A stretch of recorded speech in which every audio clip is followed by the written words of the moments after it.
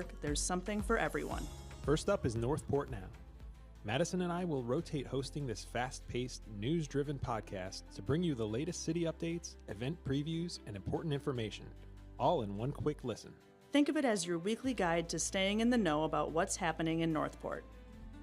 Next, we have Northport Stories. Laura and I will share heartfelt and inspiring tales from around our community, stories that showcase the people, places, and moments that make our city special. And don't worry, Voices of Northport isn't going anywhere. I'll continue bringing you even more personal stories and interviews with residents who shaped our city. And last but not least, Northport Living. Cody and I will also rotate hosting this show, which is all about tips, events, and lifestyle ideas to help you make the most of life right here in Northport. Whether you're looking for family-friendly activities, ways to get involved, or helpful home and garden tips, Northport Living has you covered.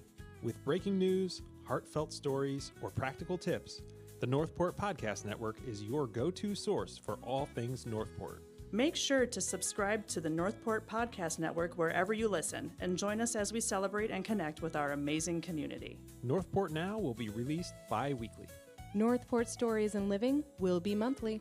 A schedule will be available on social media and our website.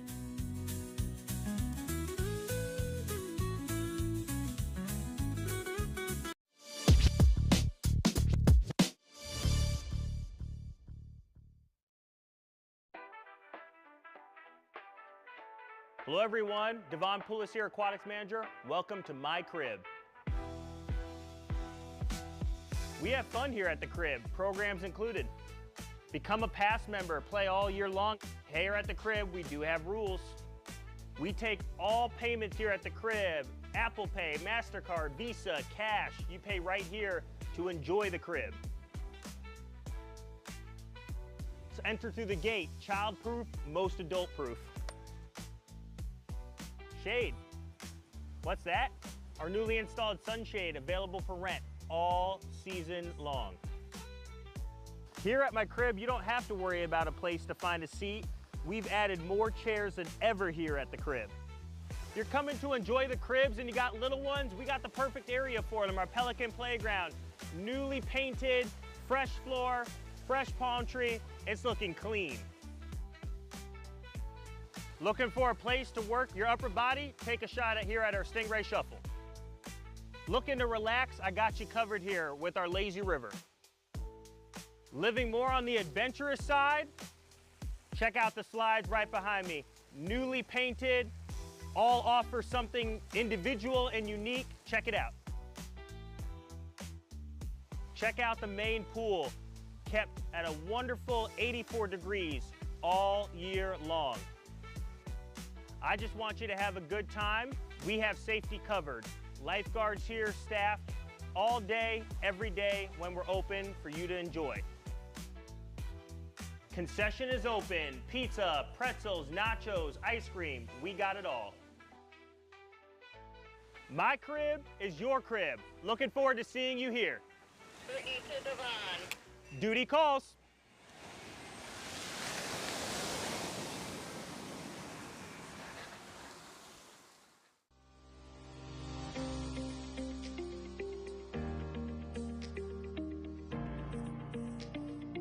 I'm Stacy Alosio. I am the Emergency Management Coordinator for the City of Northport, and I'm going to be talking about having an evacuation plan. It's important to have an evacuation plan ahead of time, and it's very important to write it down because that way you can have it somewhere present where everybody in your family can see it and keep it fresh in their minds. And you want to also share it with people in your family or your neighbors so that they know what your plans are ahead of time and how to get a hold of you or where to look for you after a disaster. For your evacuation plans, you should have multiple routes to get to the location you're planning to go to, just because traffic-wise, traffic on 75 might be gridlocked. There could be some very good back roads to get to where you're going that could get you there more quickly without being stuck in traffic. When you're making an evacuation plan, we usually tell you 4 different things. You should stay home if you are not in a zone that's being evacuated, and if your home is built to withstand the forecasted storm. If you can't stay home and you evacuate, your next option should be to go to a friend or family's home that is outside of the evacuation area and is structurally sound to withstand the storm. Third option would be go to a hotel. They're much more comfortable than our evacuation centers. Fourth option would be to go to one of our evacuation centers. Sarasota County has 12 evacuation centers. Those can be found on their website.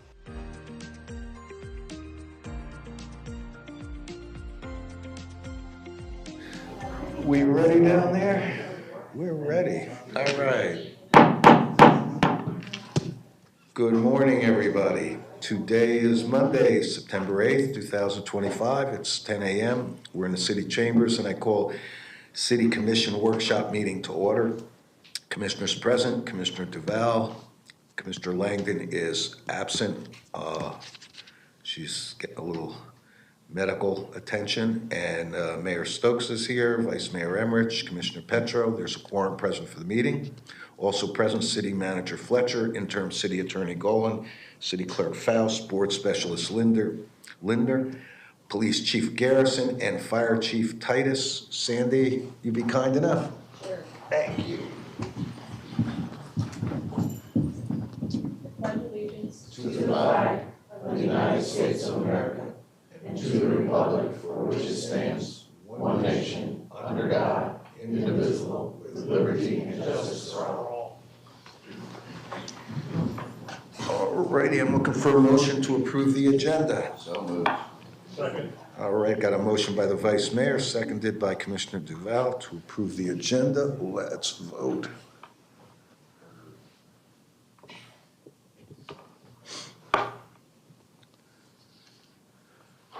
That passes 4-0. City Clerk, any general public comments? Robin San Vicente. This public comment is in reference to the City Manager's report on item number 603, Agenda Item 25-1969, Outstanding Springs Designation for Warm Mineral Springs. This item needs to be resolved. This is another example of pushing the matter down the road. Put it on the agenda and let's get it resolved. And that's all. Righty, thank you. Okay, moving forward to presentations, 25-2657. City Manager, this is your item. Thank you, Mr. Mayor. I will turn it over to Director Sandy Funhiller from our Parks and Recs Department to introduce our consultant and get the item going. Thank you, sir. Good morning. Sandy Funhiller, Parks and Recreation Director. So back on April 3rd, 2025, City Commission approved the award of request for proposal 2025-16 for the Park and Rec Master Plan to GAI Consultants. And that is to develop a comprehensive Parks and Rec Master Plan. And we are on schedule to have that completed by the end of this calendar year. Today, we have a presentation from GAI Consultants, kind of giving you where we're at today with this information and the public engagement in the existing conditions reports. I have Kristen Caborn with GAI Consultants that I'll call up, and they'll go through the presentation, and then at the end, if you have questions, please ask those at that time. Thank you. Thank you. Good morning. My name is Kristen Caborn. Thank you all so much for having me.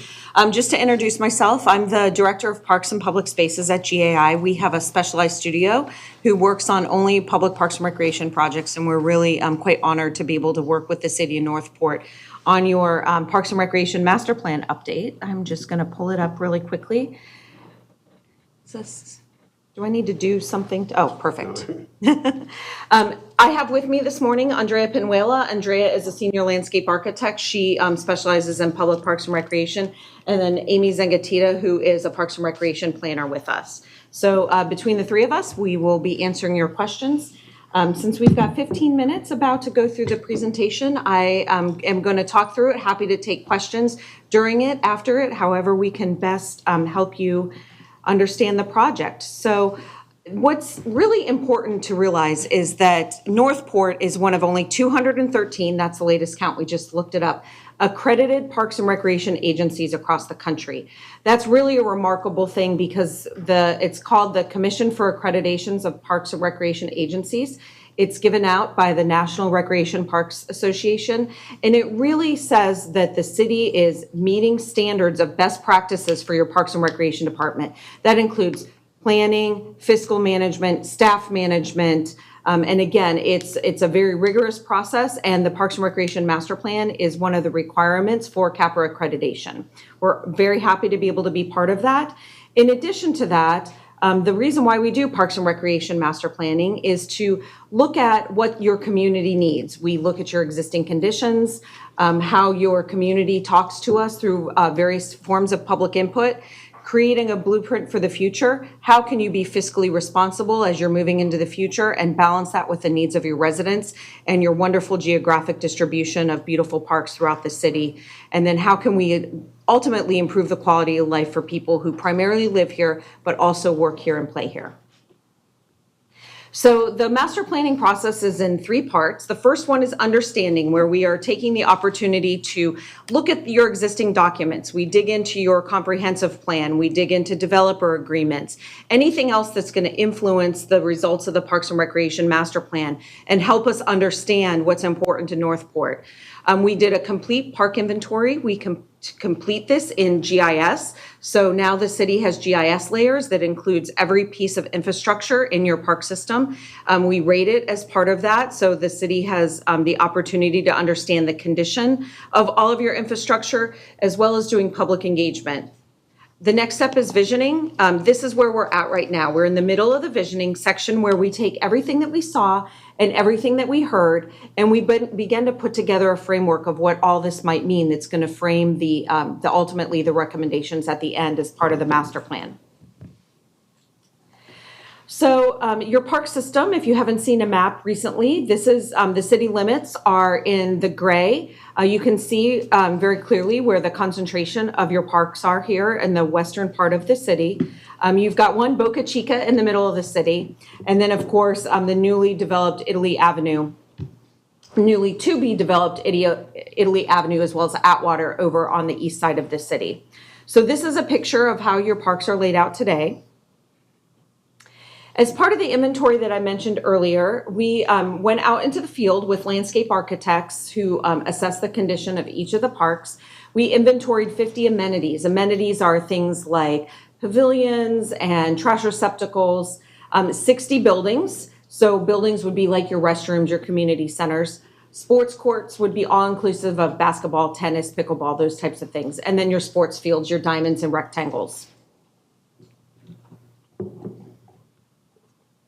We also did a survey. The survey was conducted, we use a sub-consultant called RRC Consultants, and that's because they are statisticians.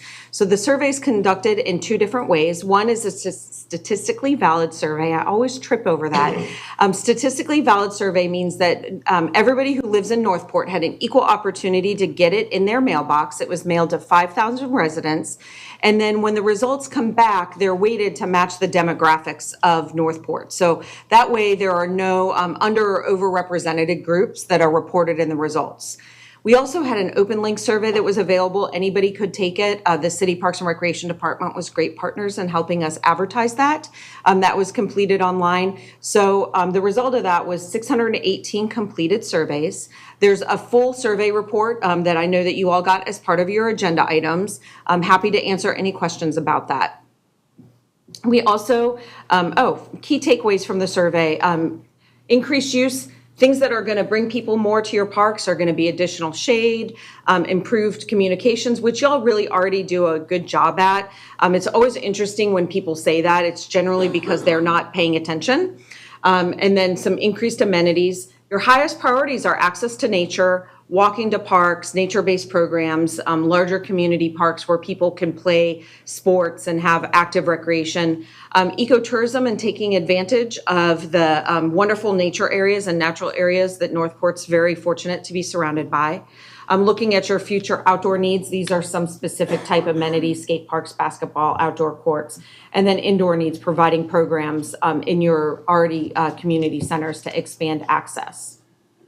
So as part of the public workshop, these were our face-to-face public workshops that were part of the public input plan. We do these open house format. The reason for that is we don't expect people to come after work and make sure that they're at the site by 6:35 to be able to hear our speech about what's going on. We make them fun and interactive. You can see that we have activities for kids and engage kids as part of it, so parents can and bring the whole family along. But the different stations were to help us understand where people live, work, and play in Northport and why. They can tell us what they love about it, why they go to specific parks. We have big paper maps of the entire city where people can write, provide input, like it'd be great if you could connect this park to this park by drawing lines. We also provided priority voting, which we had photos of different park elements where people could say, we would like to have more playgrounds, basketball courts, that type of thing. And then we had specific station for Italy Avenue Park. Since it's undeveloped, we wanted to get some real focused input. Part of this project is to help with the envisioning the future for Italy Avenue and what's to be developed there, especially since the east side of the city is a little bit lacking right now in parkland. This was a really important part of the project. And then, of course, we had the opportunity for kids to draw their dream. Focus groups we also did in person. We had one with the Parks and Recreation Advisory Board, and one was invited residents to come talk to us. And then we also had a virtual one for people who didn't have the opportunity to come talk to us in person. The guided discussion and questionnaire that we used as part of the focus groups was mirrored the survey, so we could begin to get some of the same feedback by asking the same questions. Key takeaways, very, very valued system by your residents and participants. People really love your Parks and Recreation and embrace it as a key quality of life to living in Northport. The most discussed improvement was the need of uneven park distribution throughout the city. And when we say that, we're talking about the geographic distribution throughout the city. And again, the middle of the city and the east side of the city being more underserved for close to home parks that you could walk to after work, after school, those types of things. More rectangular shaped ball fields. When we talk about rectangle shape, we're talking football, lacrosse, soccer, those types of fields. Improvements to the trail system, not only between parks, but also in parks. You're fortunate to have some parks with great trails, but to encourage multi-generational activities. Having trails once you're at a park, so adults can walk while kids play type of thing is a good example of that. And then expanding your nature-based programming and the need for unique park amenities. When we talk about unique park amenities, those are things that you wouldn't put everywhere, such as a skate park. So key takeaways, system-wide, more trails, more shade, more athletic courts, more nature-based experiences, and more special events. Key takeaways for Italy Avenue, nature trails, indoor track, rock climbing, senior-focused social activities, and indoor gymnasium courts. So then we move into visioning. Visioning is step 2 of the process. Again, it's where we take everything that we saw when we visited all of the parks to everything that we heard through the public input process. And we began to include all of those pieces of information into digestible guiding principles so we can frame the recommendations that will come in the final step. So at this point, we're looking at level service that ties back into your comprehensive plan and how that looks when your level of service is expressed by a certain number of acres per thousand population. Demographics and population, how does the city look now, and how is it going to look in 5 to 10 years? We've been working with your planning department and Parks and Recreation together on that. Where the ecotourism opportunities might be, and then also we're doing a specialized portion of the project that's looking at the demand analysis for youth sports in the city. We have a lot of data from the Parks and Recreation Department about the amount of field use requests that they're turning away. So we've been diving into that too. That's going to be coming out here in the next week or so. So as part of that, this is just a graphic to show you, like, we take all of the different pieces of information and we begin to group them into different themes. This is just an example. And as we get into Northport, the way that we do that is we develop a key issues matrix. The key issues matrix takes all the different pieces of information that we have worked on through the findings part of the project, the statistically valid survey, the open link survey, the focus groups, the public workshops, the site visits, and then we add in the consultant opinion. This is our opportunity based on having the fortunate luck to get to work on these throughout Florida, how we think that Northport stacks up compared to other cities and how Northport's functioning. So what we do is we take all of the different types of information. We want to make sure that nobody is ignored as part of this. Every piece of information that we get through the process is really important. And we begin to group them into the different principles. So in Northport, we have provide for today, plan for the future, enhancing the user experience, connect people to parks, and expand access to nature. And what I'm going to talk about them quickly, one at a time. But what I want to, before I get into that, is say that these guiding principles are not yet recommendations. So these are going to form the framework for recommendations. Under each of these guiding principles, we will have very specific and measurable recommendations. So whether they be capital, operational, but they will be directed, and then they will have an accompanying spreadsheet on how much each of the recommendations is going to cost. And then we'll work with city staff to prioritize between short, mid, and long-term implementation of the recommendations. So we're not overburdening the city with a bunch of recommendations in the first year. We take that recommendation matrix and put it out with the idea that in 5 years, the city will do an interim update to the plan and test the mid and long-term recommendations to see if they're still a priority. And then the idea is that those would shift to the short-term recommendations. So the guiding principles are just setting that up for the recommendations, which will come later. So when we talk about provide for today, I'm not going to read this to you exactly, but this is where we're talking about responding to what we heard through the public input process. The residents are expressing that they would like to have today in your existing parks, some very easy type of improvements to make to meet the needs. Planning for the future is where we take the demographics and population that we have worked at, as well as the public input, and start to look at trends. Another part of the CAPRA accreditation process is looking at trends and looking at trends specifically in this area. So we want to hear from not only what residents are saying they want now, but then also what the trends might be affecting in Southwest Florida and what might be coming to Northport in the future. Enhancing the user experience. This is not as much about improving your existing amenities as it is keeping people in your parks longer. So providing accessibility, providing shade, adding tree canopy, those types of things. The more that you can provide those types of things in parks, help the user experience, helps bring multi-generations to the same park and gives them reasons to stay longer. Programming for all ages. And one of my biggest things is expanding hours of operation. We all know the best weather in Florida is in December, January, February, where it's very dark at 5:30. So having the ability for people to go after school, after work, and be able to participate in outdoor recreation during our best time of year is part of enhancing the overall user experience. Connecting people to parks, walkability, safe access.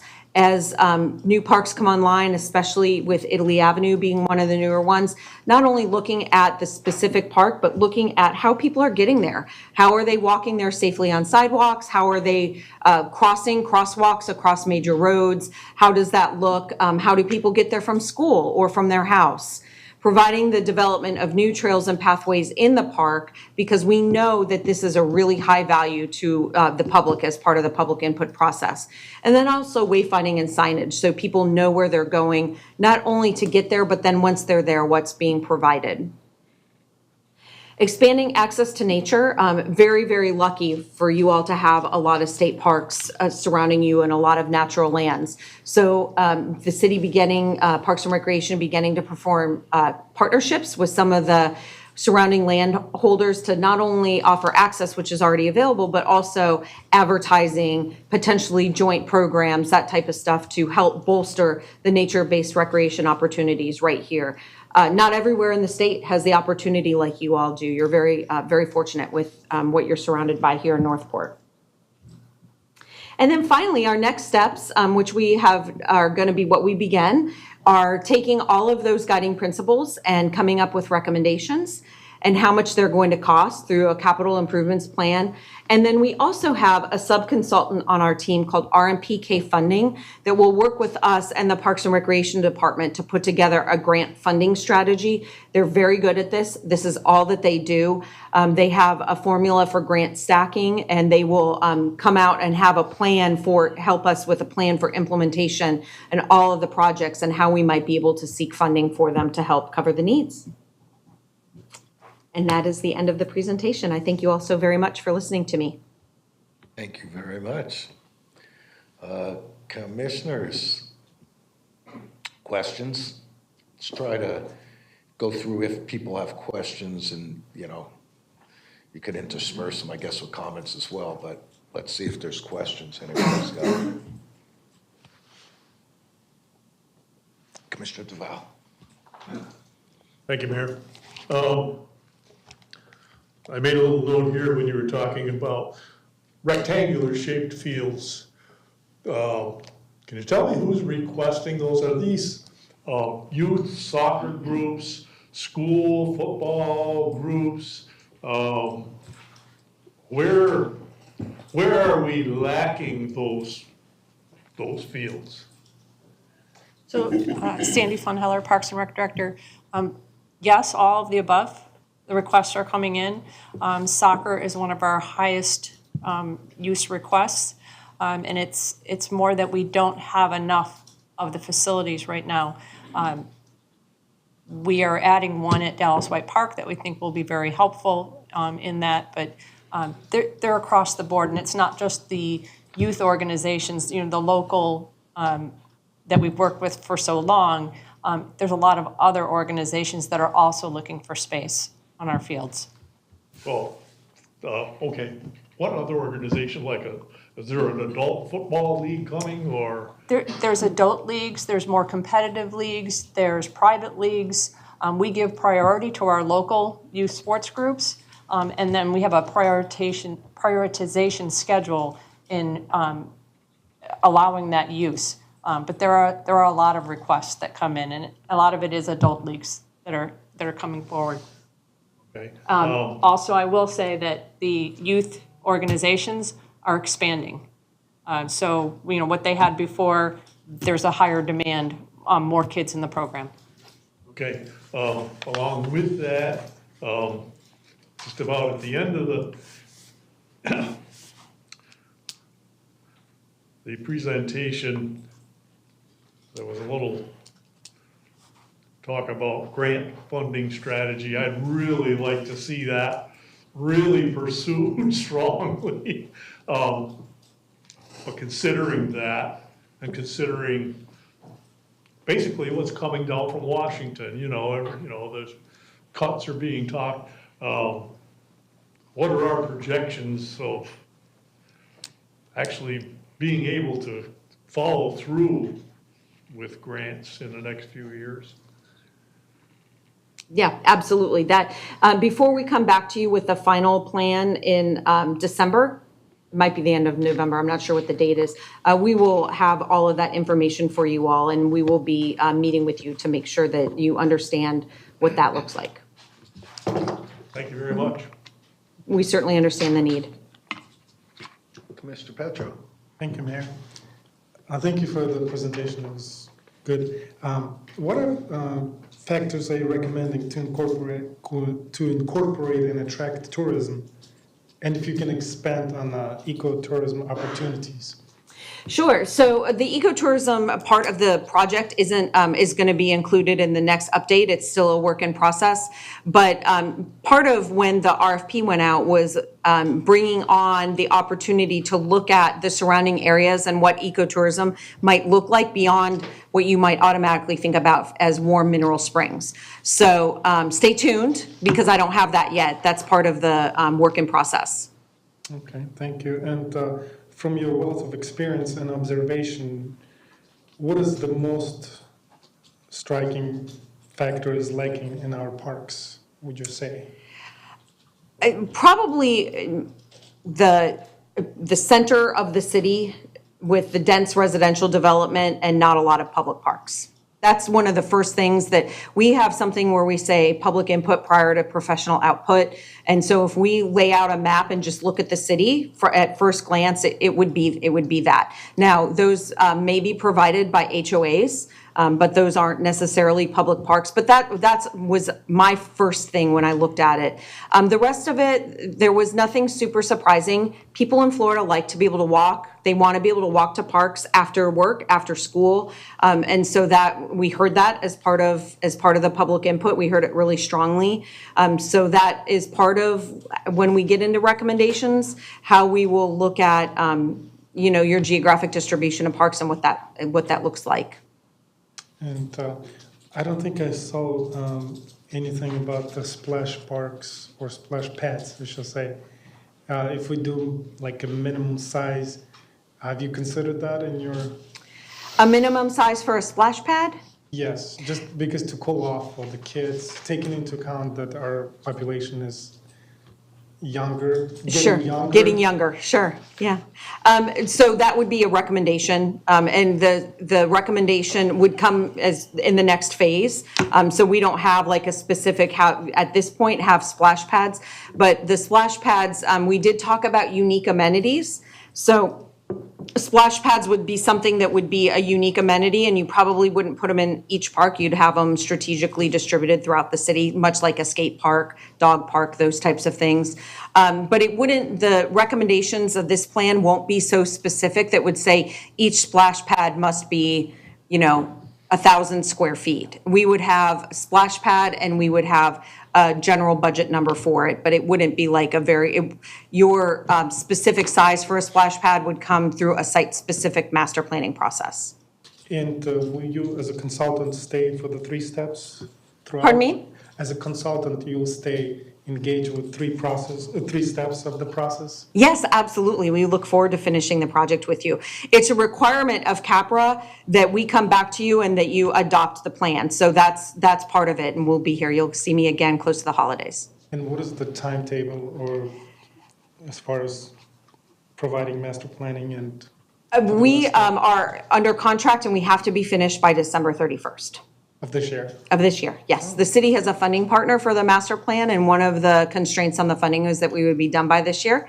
So we are working very closely with the city staff, who needs to be commended for their responsiveness. When we send an email, it's like, bam, we get it back. So they've been great partners in keeping us the ability to keep this schedule tight.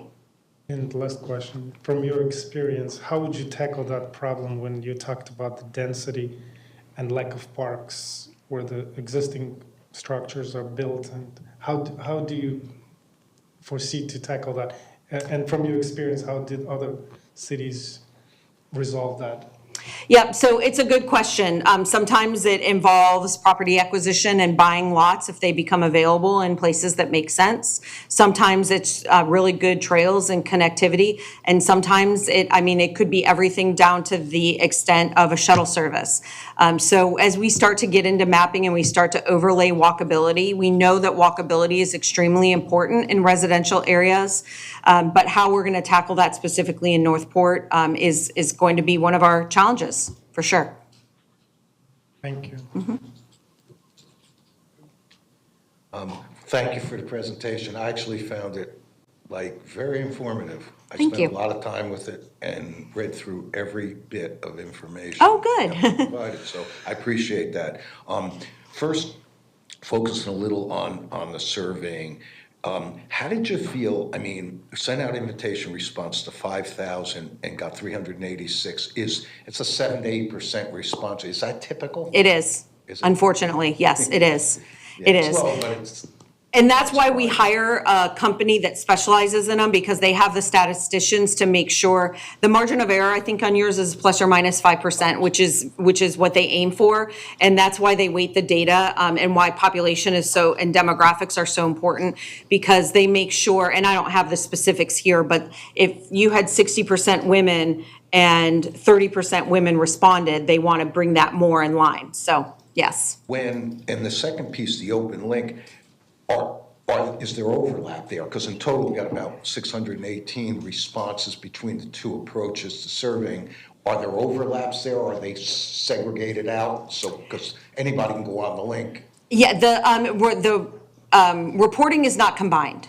So in the public input report, the open link and the statistically valid survey they're separate. Like, you'll see comparison graphs, So you could have duplication. but they are not combined. Now, that doesn't necessarily mean that somebody who was fortunate enough to be mailed the survey and filled out the statistically valid survey may not have gone and filled out an open link too. They're the exact same questions. Yeah. But our company that we use does look for patterns of the same, what's it called?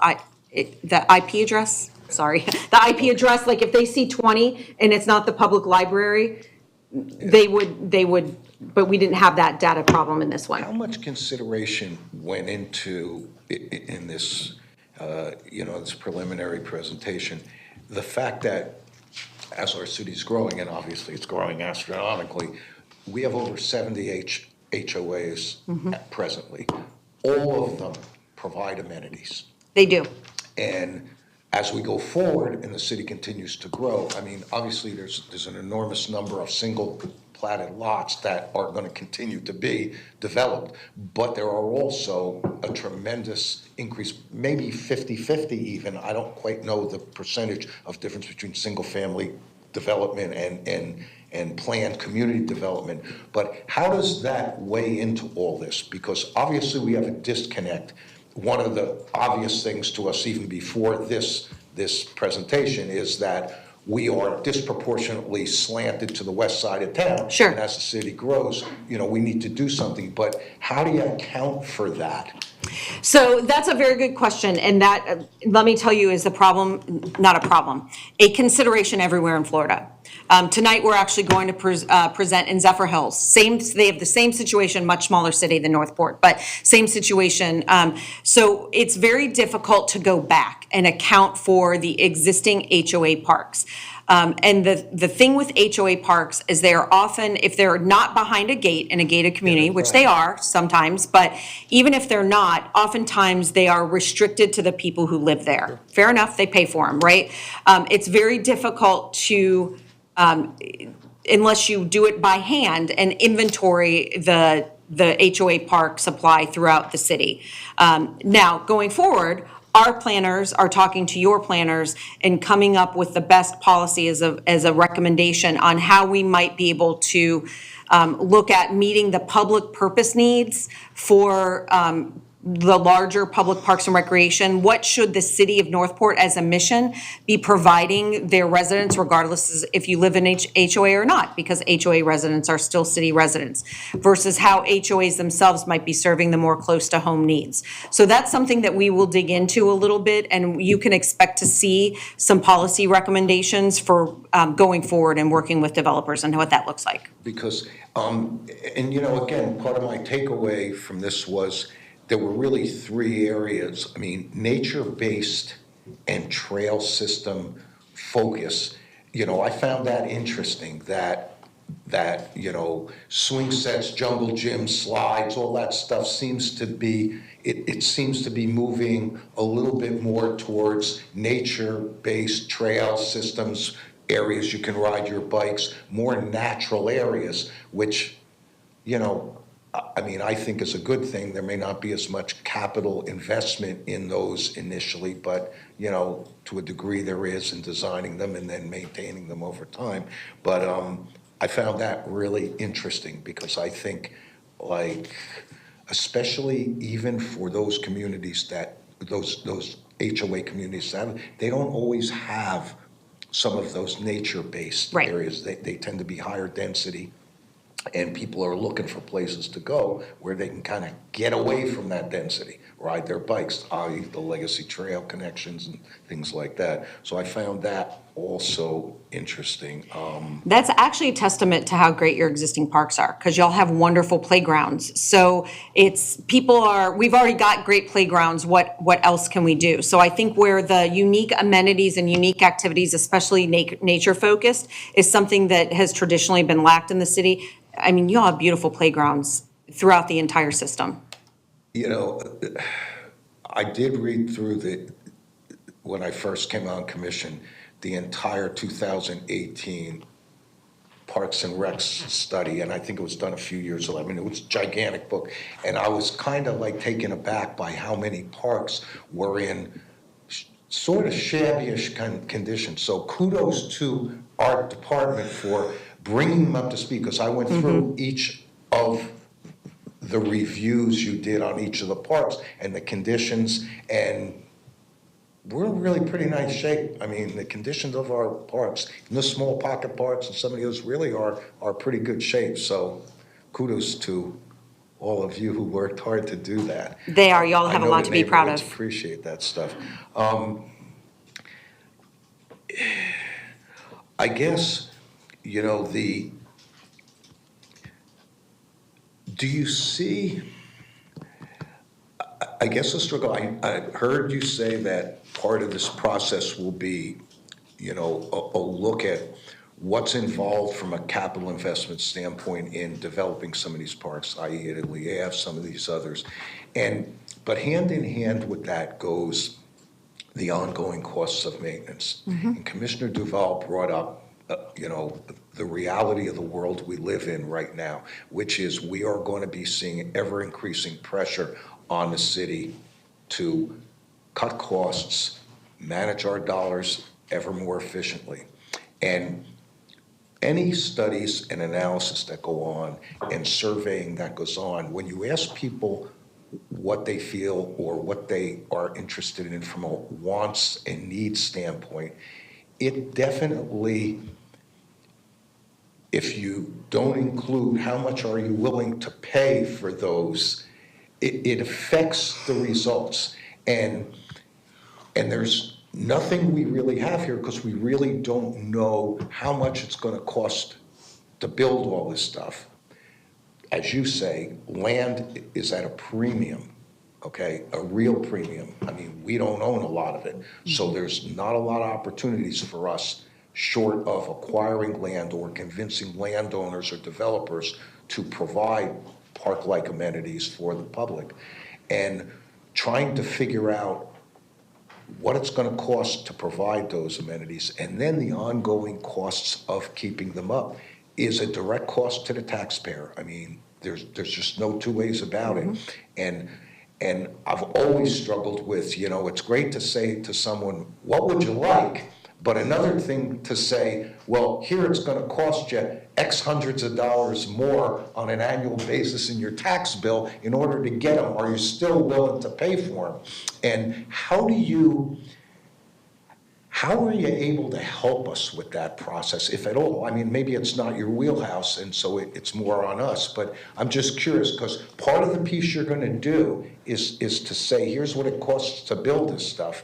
But what about the ongoing cost, and what about recircling back to the community with additional surveying so that we as you know, decision makers and policy makers can get a better input from the citizens about that balance between wants, needs, and cost?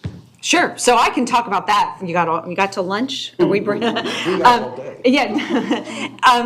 That is. I like Taco Bell.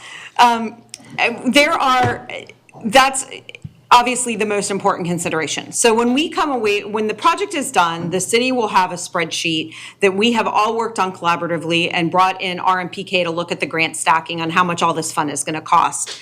Everybody feels good when the ribbon's cut, right? And then it's like, well, then what do you do? So you are exactly right, is going back to the taxpayers and saying, what are you willing to pay for? And there's a lot of precedent in the state of Florida. We already have very low taxes. There is a lot of precedent in the state of Florida for. Say that again. We do. I lived up north when I finished graduate school, and the taxes were much higher there. Of going back and asking the taxpayers, what are you willing to pay? And for instance, this is one of my favorites, and I'll just tell it very quickly. The city of Castleberry finished their Parks and Recreation Master Plan, and as a result of that, they had 6 priority projects that came out of it. And they said, we can do this, we can upgrade these parks, we can give you a new pool, you're begging for swim lessons, you want all of this, or we can just maintain the status quo. So did a poll, did a public education campaign, and passed a general obligation bond to fund parks. That happens. It happens everywhere in Florida. It has still been happening. Whether or not that'll happen again in a year or two, I don't know the answer to that. It's different in every community. Seminole County Parks and Trails recently decided to forego a general obligation bond specifically for their Parks and Recreation Department and infrastructure. Instead, what they did is, as part of their transportation bond, they included Parks and Trails. So Parks and Trails for the first time could be funded as part of their transportation bond. And that passed just last November. Other cities have just been saying, you know, we're going to increase our contribution of the general fund directly to the Parks and Recreation Department for capital improvements to bring up to a level of service that is going to you know, provide better quality of life. Parks and Recreation is quality of life. And, you know, what that amount looks like is, you know, varies by community. So there's a lot of different ways to tackle that. It's something that's really important to us as part of the process so that you're not at the end in the now what do we do type of phase. So building the capital projects and then posing back the question, how are we going to implement this? I've never heard of a general obligation bond in Florida that's specifically targeted for parks not passing. They're passing 60s and 70%, even in fiscally conservative communities. Port Orange and Volusia County just passed one. On about a $250,000 house per year at the maximum borrow, it was going to be like $30 some odd a month. And the public was able to swallow that. The public education campaign was very factual. There's no, you know, this is not like mailing cards saying vote for this. It's very factual. Here's a calculator. Here's how much it's going to cost you. You can look up your house, and people generally support it if they see what they're getting. But what that looks like, we don't know. But that was a result of polling, like very specific polling, and asking people how much you're willing to pay and then targeting towards that. That's very interesting. Thank you. The one other thing I failed to mention a little earlier, and I wanted to, was it was interesting to hear how people rated various parks and amenities. The aquatic center, you know, for all the controversy that has gone on regarding that for ever since it was in the planning stages to now, that rated so high. People love the aquatic center and they enjoy it, they use it, they are pleased with the quality of service and the folks that work there and the cleanliness. You know, which, quite frankly, I agree with because I use it, and when our kids come, I think it's one of the greatest amenities we have in the city, and I think it's well worth every penny. And for most municipalities that spend 100% of property tax dollars to support their public pools, you know, here at least a portion of it's subsidized. I'd like more of it to be, but nevertheless, it's pretty good. And then the community centers, which, you know, sometimes you lose sight of that, but especially for those of us who may have our own amenities on our properties or live in these gated communities, you know, we don't sometimes appreciate quite as much how people who don't enjoy our community centers and the programs that are offered and the amenities that are offered. So, you know, that rang my bell, and it, you know, because sometimes I think we take maybe I take them a little for granted. So I was kind of opened my eyes a little bit. So I really think this was a very professional presentation. I really enjoyed it. I found it immensely valuable, and I'm looking forward to the final plan. So I don't know if anybody else has any questions. Thank you. Nothing substitutes for the sense of community.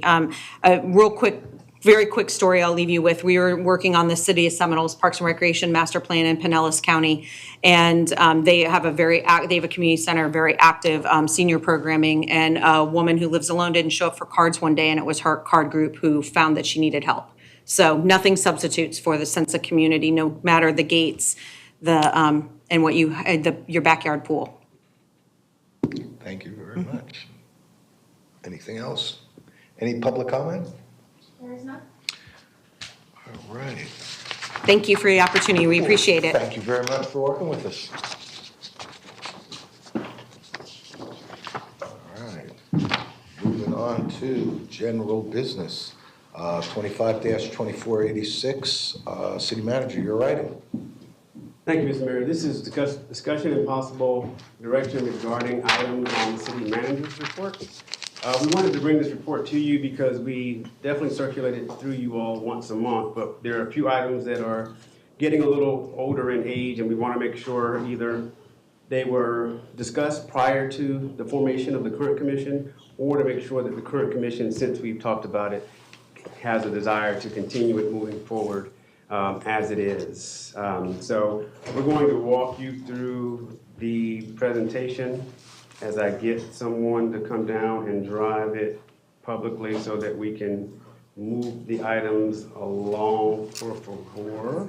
Oh, good, thanks. Yes, because that way you won't have to look at it on your computer. I see Mr. Yarborough volunteering. He's a good man. Thank you so much. We're going to start with the very first one, item number 1, which was dated from April 4th of 2017. It says, build relationship with high schools to implement internship programs and give monthly update, August 27 implementation goal. As we can tell, this item is slightly old, it's 8 years old. And I can tell you what I've done since I've been here and working with Principal Fusco over at the high school. Just recently, as of last year, we worked with also one of our nonprofits, Career Source, where they had an internship program that was already structured through the county, and we as South County were not participating in that program. So we have inserted our high school into that program to allow for an internship program for local businesses here in South County for the participation of these students in their program. We have not created a program here ourselves for the city of Northport. We could create a program. It would most likely take a little bit of time, not a whole lot of time, to structure it and then find the funding to pay them, or we can better encourage the participation of our students into the Career Source program. Having just been included in the Career Source program in South County for the first time, we like their model, and we think that the promotion of that model through our economic development team, through the businesses that could better align with the students' needs is a good pathway. But knowing the age of this particular item, we're looking and trying to get some direction from you as a board today. I'll stop there and see if you have any questions. Question for you, and anyone who wants to, on a one-by-one basis, as we move through these, put your names up there if you want to comment, question, whatever, so we can hit them one at a time. When we talk about internship programs, are we talking about, well, one, what age levels typically, and where are the intern, are they with local businesses? Are they with government entities or departments? How? So based on the way this item read, we're talking about the high school program. So we're talking about up to probably seniors in the age of 18-ish or 17 or 18. The model that I'm referring to with Career Source, they were through different local businesses that were here in the city. They were not through government. The ones that were through government, we had multiple interns around different city departments. You might remember we had one in the city manager's office that we did this summer, and communications had one, and others had one. It was about a handful, maybe 4 or 5 throughout the organization, but those were college level students, and most of those, either we reached out specifically to a school or they reached out to us. The one in the city manager's office, she reached out to us. She was a public policy student, and she wanted to get closer to what local government looked like, and so she was in our office for about 10 to 12 weeks. The reason I ask is because, you know, obviously what pops right into my mind is STC and our chamber. And, I mean, you'd be hard-pressed to find a better chamber of commerce anywhere. Anywhere. I mean, anywhere.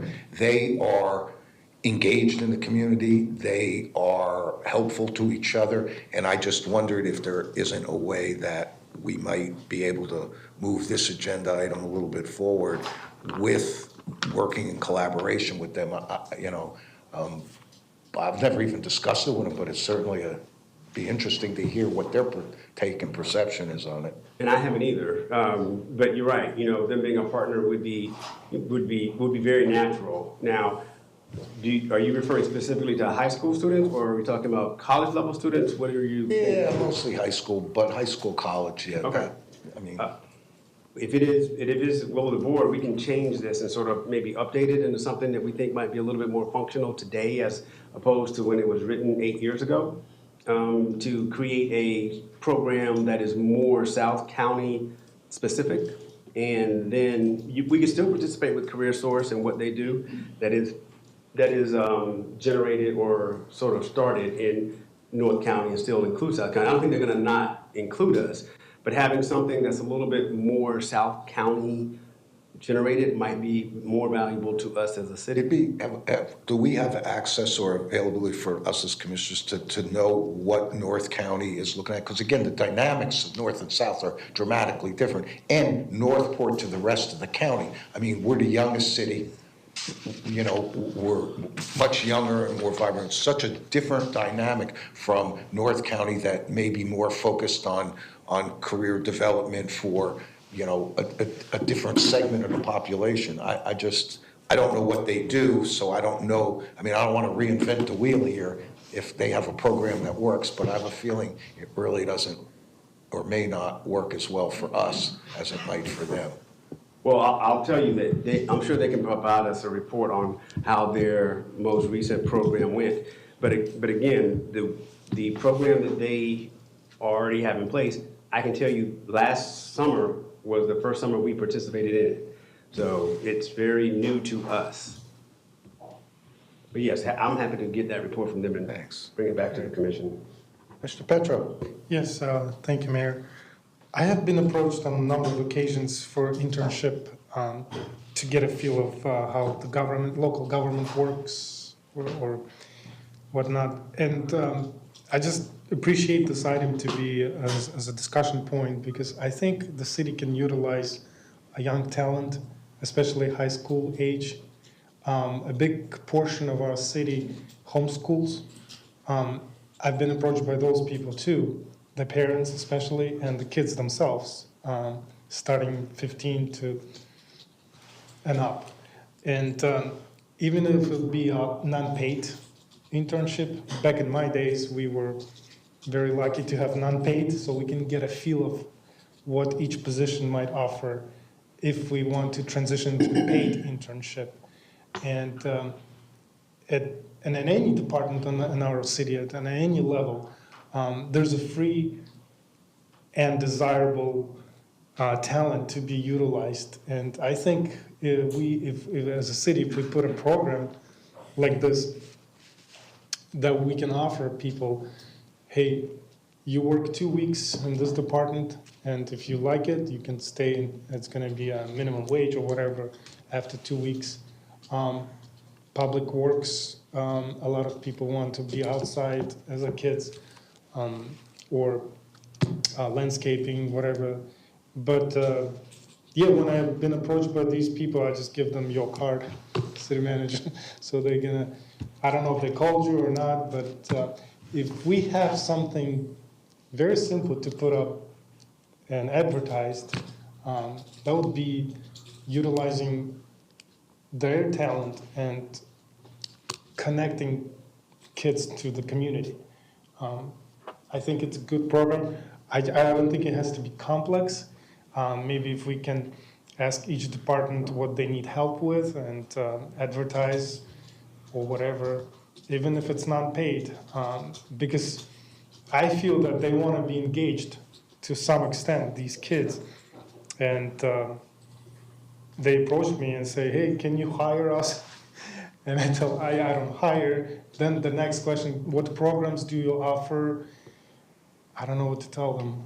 But I think it's very valuable to connect younger generation and young people into the city. And this is one of the ways to do it and get a free talent, free labor, and then pay them accordingly if they like it or not.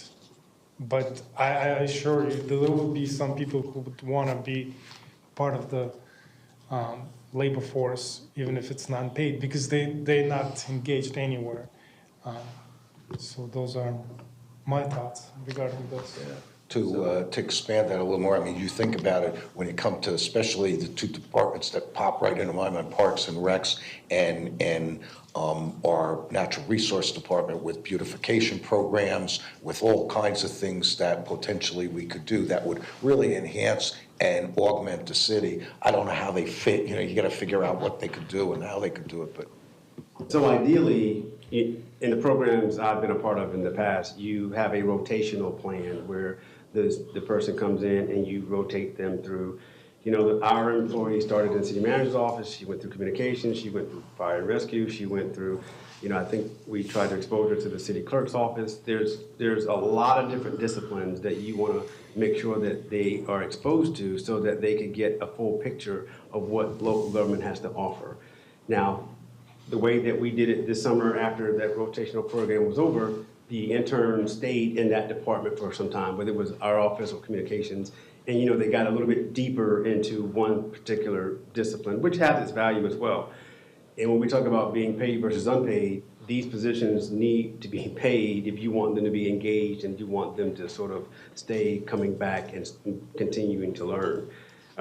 So there's a model if we are going to move forward that we can put some parameters together and make it work. But, and like you said, then work with STC and the chamber to figure out, you know, how to get some people in here. But the need is based on, you know, how we rotate them. And then, of course, if there's a department after the rotational period ends that where they need to stop and stay and provide some assistance on a multi-week basis until they end the program, that's totally acceptable as well. But we try to make sure they get exposed to a lot because at that age, they don't know what they don't know. So you want to make sure that as we tell the younger generation, I always tell them, no matter what you like, you can find it in local government somewhere in some department, wherever your strength is and whatever your passion is. Next. Quick question. Oh. So question about paid or non-paid. A lot of kids, they feel that they want to get in, and even for non-paid, and that's the incentive for them to be in. Because if it's paid, there's much more competition, and they feel like they're going to be sidelined or they're not going to get in. A lot of kids, they just want to be exposed to whatever department they're interested in.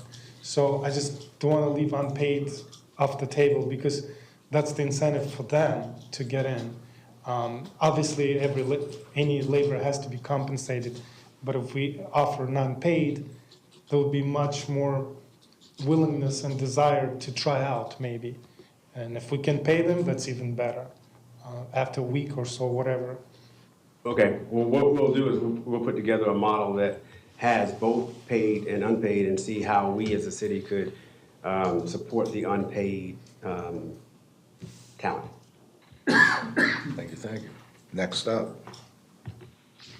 All right, next up is the second item on the list, which is 338. This says staff is to look at expansion models of Activity Center 6 and variations of the I-75 interchange, buffering of access road, and changing boundaries of Activity Center 6 to only those north of I-75. And staff is requesting to push this item to fiscal year 2027. It says commission directed staff to combine master plans for Activity 6 and the newly created Activity Center, Center 10. Just want to make sure that this item began in about 5 years ago now, just making sure that everyone's okay with this direction. I know Activity Center 6 and 10 have sort of been expanded upon recently, but just want to ask, is there any questions or concern about this item that we believe will come in a couple years? Just, you know, our financial consultants put together financial projections based on commercial development that hopefully would start to reap some benefit within about a 5-year period, pushing this off to 27, 28. My concern is that not just this present 5 commissioners, but as we cycle and as we turn over the next handful of years, I just couldn't emphasize enough the urgency there is to see these 2 activity centers develop. And, you know, the ability to, on a semi-regular basis, have commission updated on exactly what's going on there, who is working in these activity centers, because we don't own all this land. It'd be great if we owned it all, we had unlimited amounts of money, we could just develop it, but we can't, and we're really dependent on property owners, landowners there, and sometimes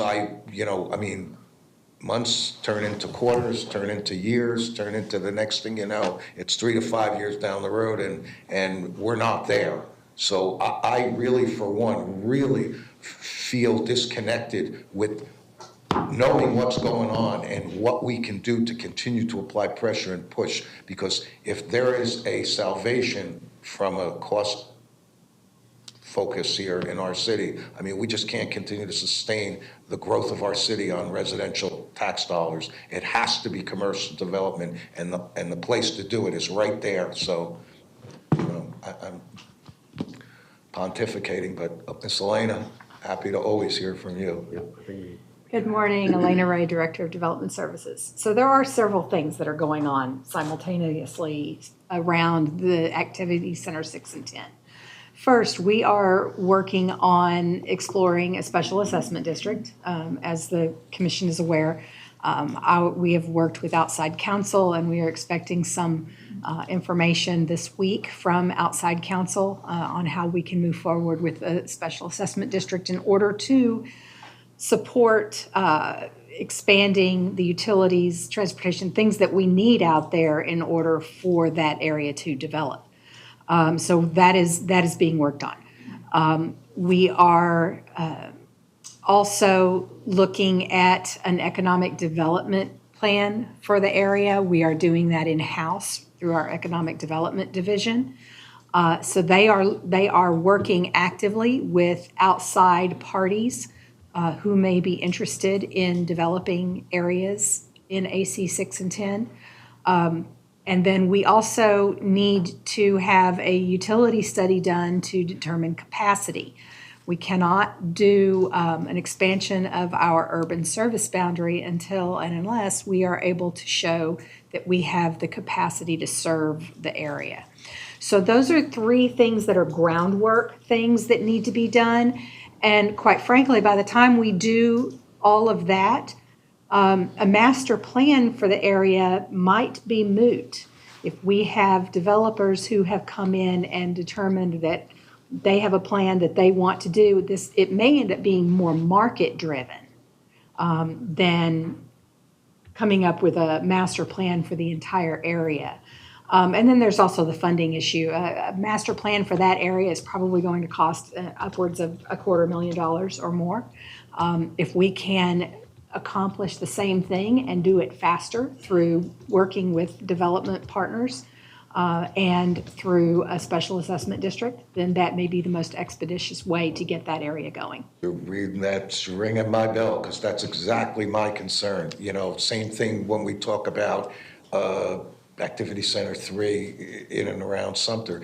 I believe, just personally, I believe it's market driven. We don't own this land. We can do all the master planning we want, but if the property owners who own that property aren't going to buy in with either our plan or their plan, I mean, nothing happens. And you know, it's their dollars that are going to drive this. Correct. And our efforts at this point in time really are driven by how do we get the funding to make the improvements for the area, because it's not just water and sewer, it's also we need FPL to come in and serve, so we're working with FPL.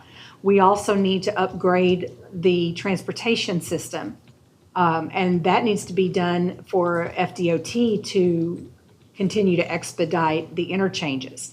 So there are several facets to this, and the master plan, while it might be nice to be able to show developers, here's a plan for the area, we have developers coming to us saying, here's what we would like to do with the area. So once we get the capacity issues and an assessment for that area, that I think is the most like I said, the most expeditious way to get that area up and running.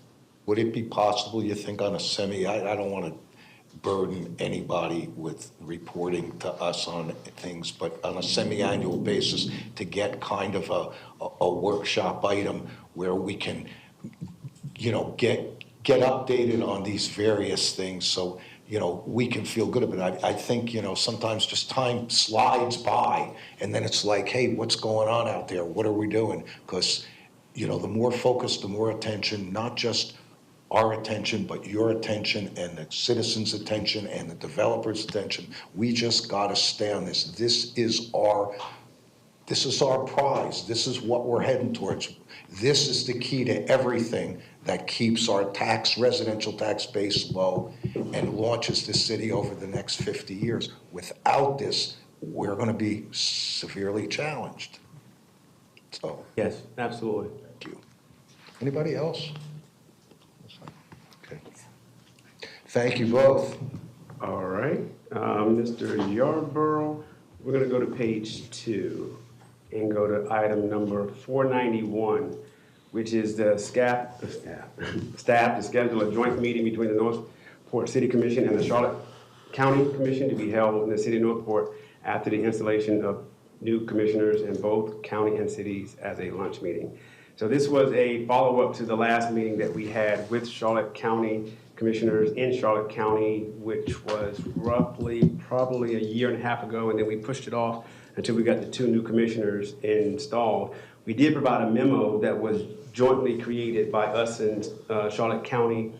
I believe it was last fall or maybe early spring, that talked about some of the items that we were discussing, whether it was the Hillsborough roundabout, whether it was the conversation regarding 75 that we both had interest in.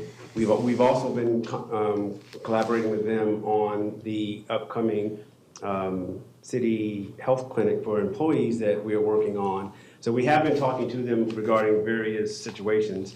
You as a board have not been talking to them. So the question is, would you like for us to work on something? This is a non-election year, I believe, for both parties. So having one this fall might work out best, or at early spring at the latest, if we want to get in front of each other to talk about some of our mutual and shared challenges.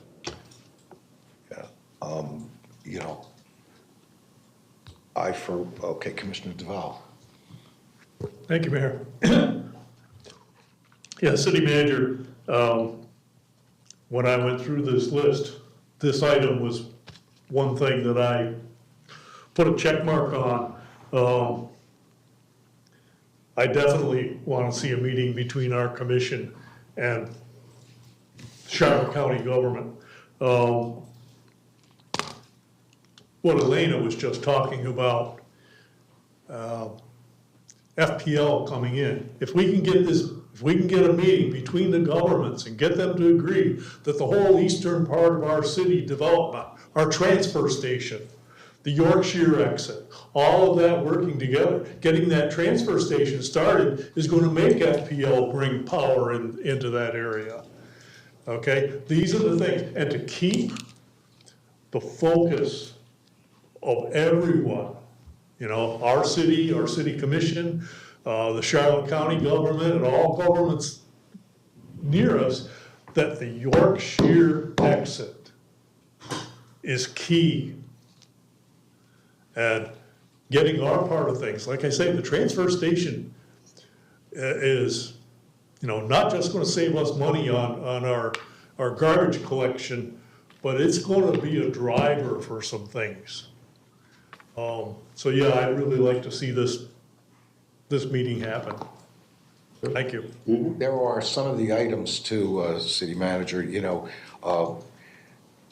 might want to think about, are there synergies between our city and Charlotte County with regarding stormwater management, mosquito control, the transfer station, as Commissioner Duval said, the economic development that goes on. I mean, I find myself spending a lot of time crossing over county line to eat, to socialize, to do a lot of things. I mean, we do so much with our neighboring communities in Sarasota County. Obviously, we're part of Sarasota County and we collaborate, we meet regularly, but we don't do that with Charlotte County. And by God, there's so much, we in many ways have a lot more in common in some respects with Charlotte County than we do with North County Sarasota. And so, yeah, I think there's tremendous value in building a relationship with them and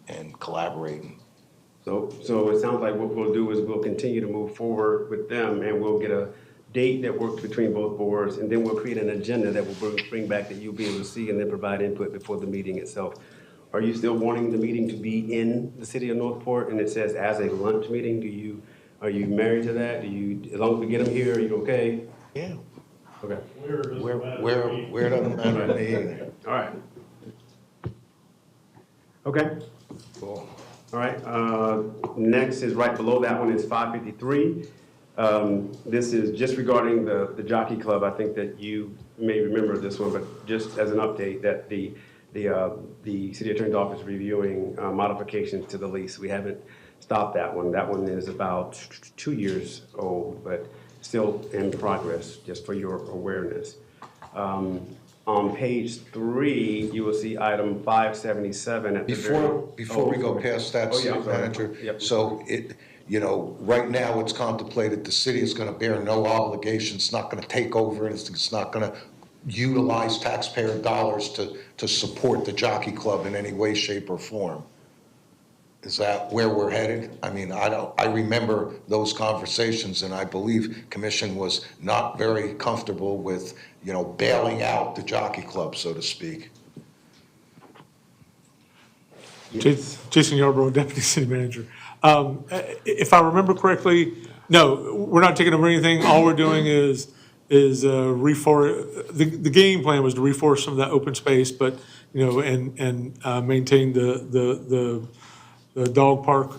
But if I'm not mistaken, we've transmitted that agreement to them and they haven't done anything with it. And, well, I'm sorry, Chuck Speak, Public Works Director's on his way. Yeah, and as he comes down, Mr. Mayor, I think yes and no is the answer to your question. We did not agree to what they wanted to, but I think there were some small things that we conceded to doing that allowed the conversation to move forward.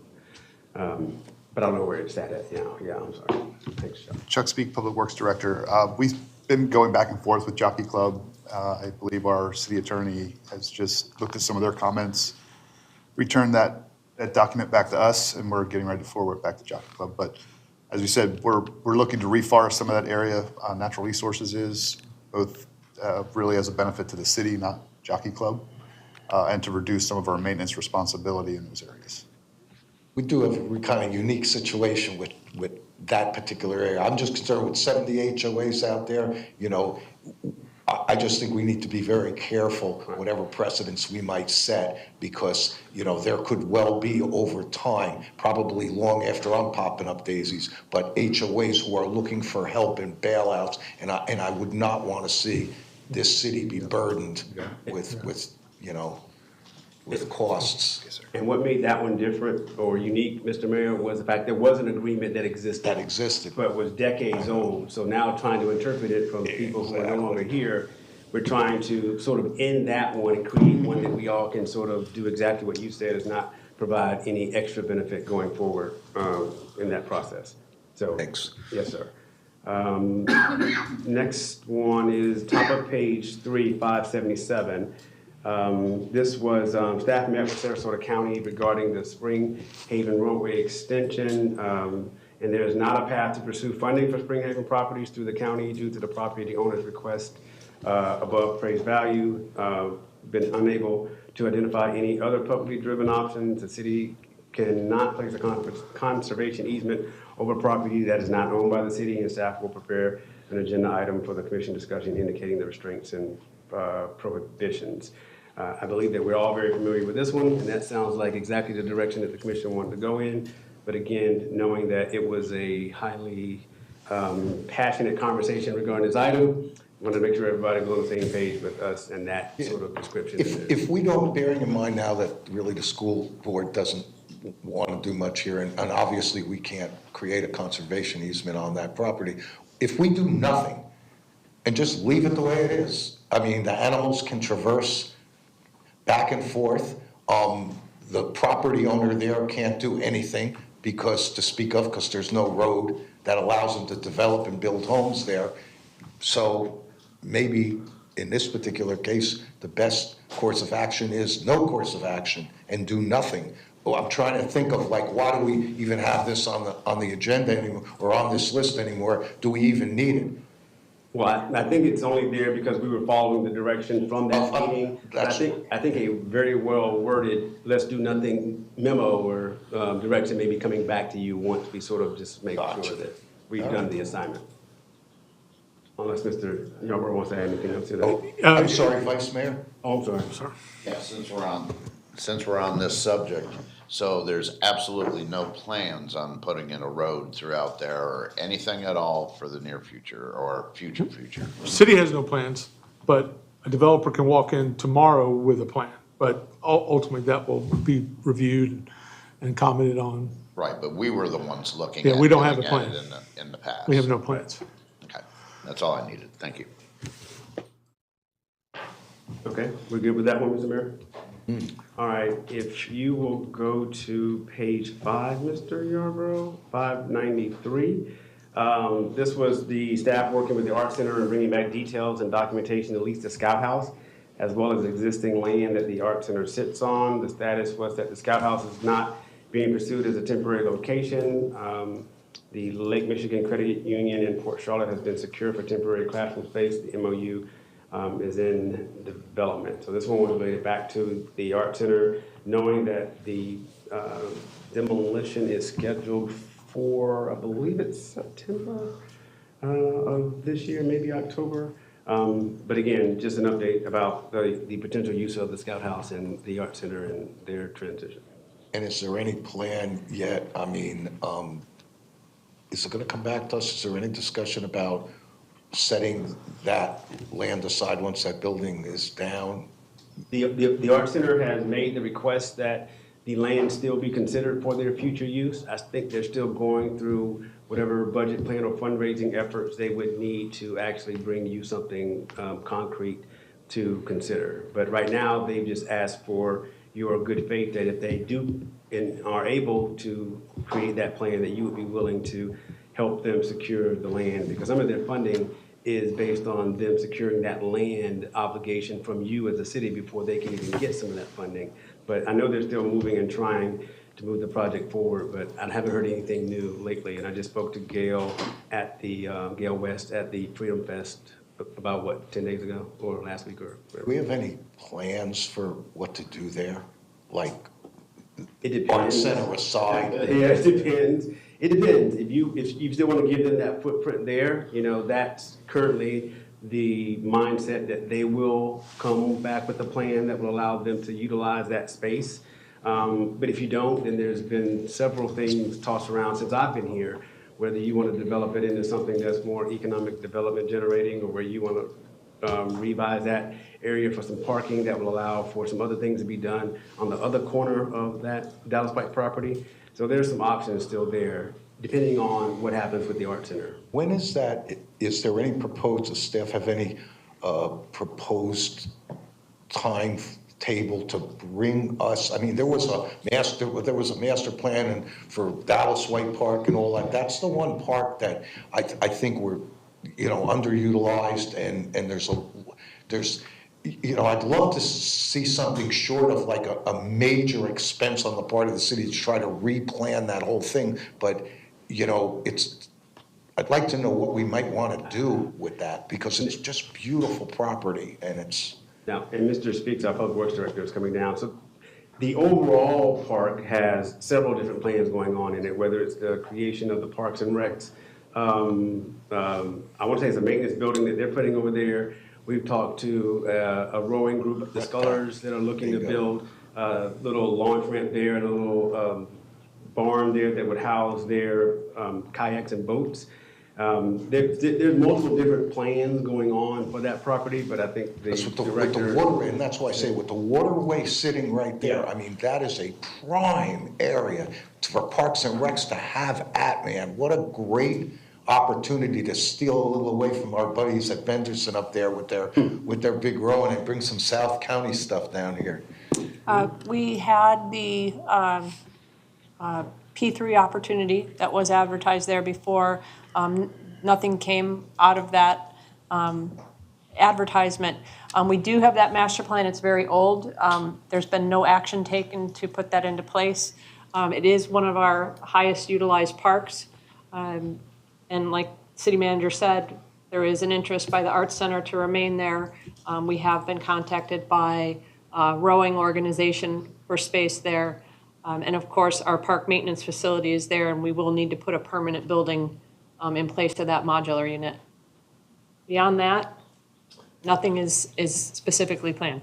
The MOU for the Arts Center property will be coming back to you sometime this fall. Because that, that we'll have to talk about, no sense in belaboring it now. That'll give them a little more time to get their act together and see what, if anything, they can bring to the table, so we don't tie that land up without any real strong commitment on their part financially. All right. Yes. And from the Arts Center standpoint, I think that the ability to show them a little bit of grace through patience is how we're helping them as they transition from this building to whatever their future looks like. Oh, yep, okay. And this is the as we start getting to the bottom of page 5, we're getting to some of the newer items. So the only last one I have highlighted to discuss is the number 603, which is the bottom of page 5. The city manager to pursue all avenues for the outstanding springs designation for Warm Meadow Spring, which I know the citizen mentioned as well. And this one is in process, but we provided a memo in May, on May 16th, that sort of outlined the designation. And based on our recommendation on what we said in that memo, which was a very detailed and well put together memo, the challenges of what you will be getting from what might be some of the benefits, which might not exactly materialize to the way that it was intended when we thought about putting the outstanding springs designation on Warm Meadow Springs, just don't kind of add up and are in alignment. We do have our team, and Elena Ray can speak to some more of those details if you need to, but the desire and the ability for it to be labeled as an outstanding spring may not get you exactly what you're trying to achieve. Yeah, I mean, my understanding, and I guess my frustration with this item has been that on the one hand, what I am hearing, and I don't know if anyone else out there in the public is hearing this, is we don't qualify. That the springs need the springs needs to be a, what's the right word for it? Not endangered impaired body of water. Right. And nothing seems to show that it is an impaired body of water. So how do you qualify for this designation? And that seems to be the struggle. And there's been this back and forth, to be perfectly blunt, that, the legislators dictate whether or not that designation will be given. And that's not what my understanding is. And I think there is a disconnect because everybody cares about the springs. Okay, we really do, but the problem is if it just doesn't qualify, it just doesn't qualify, and So I think there is a public misconception as to what the Outstanding Florida Springs Act is and what it isn't. And truthfully, outstanding is a misnomer. It really is impaired. The act was created in order to protect and improve springs within Florida that have an impaired water quality problem. So the water quality has fallen below certain established levels of health, and the springs are in a critical danger of becoming more impaired as time goes on, so that it damages wildlife, it damages the manatee protections, plant life, everything. The designation is specifically for impaired springs so that the state can better monitor those springs and mandate that certain actions have to take place in order to correct that impairment. So once a spring is on this list, it's put on the list because it's been declared impaired. Warm Mineral Springs is not impaired. It has good water quality and it's monitored regularly. Once a springs is declared impaired, to a certain level, the state will come in and mandate that a study be done and an improvement plan be established for potentially the entire watershed. For Warm Mineral Springs, that watershed includes multiple counties and jurisdictions. So those plans can impose restrictions and additional regulations upon the local jurisdictions. For instance, no new septic systems.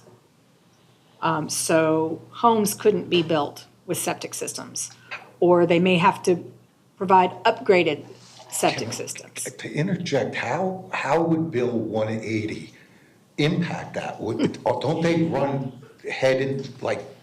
right into each other, head to head? So the difference is that 180 restricts local government. It does not restrict the state from imposing heavier regulations, more restrictive or burdensome regulations.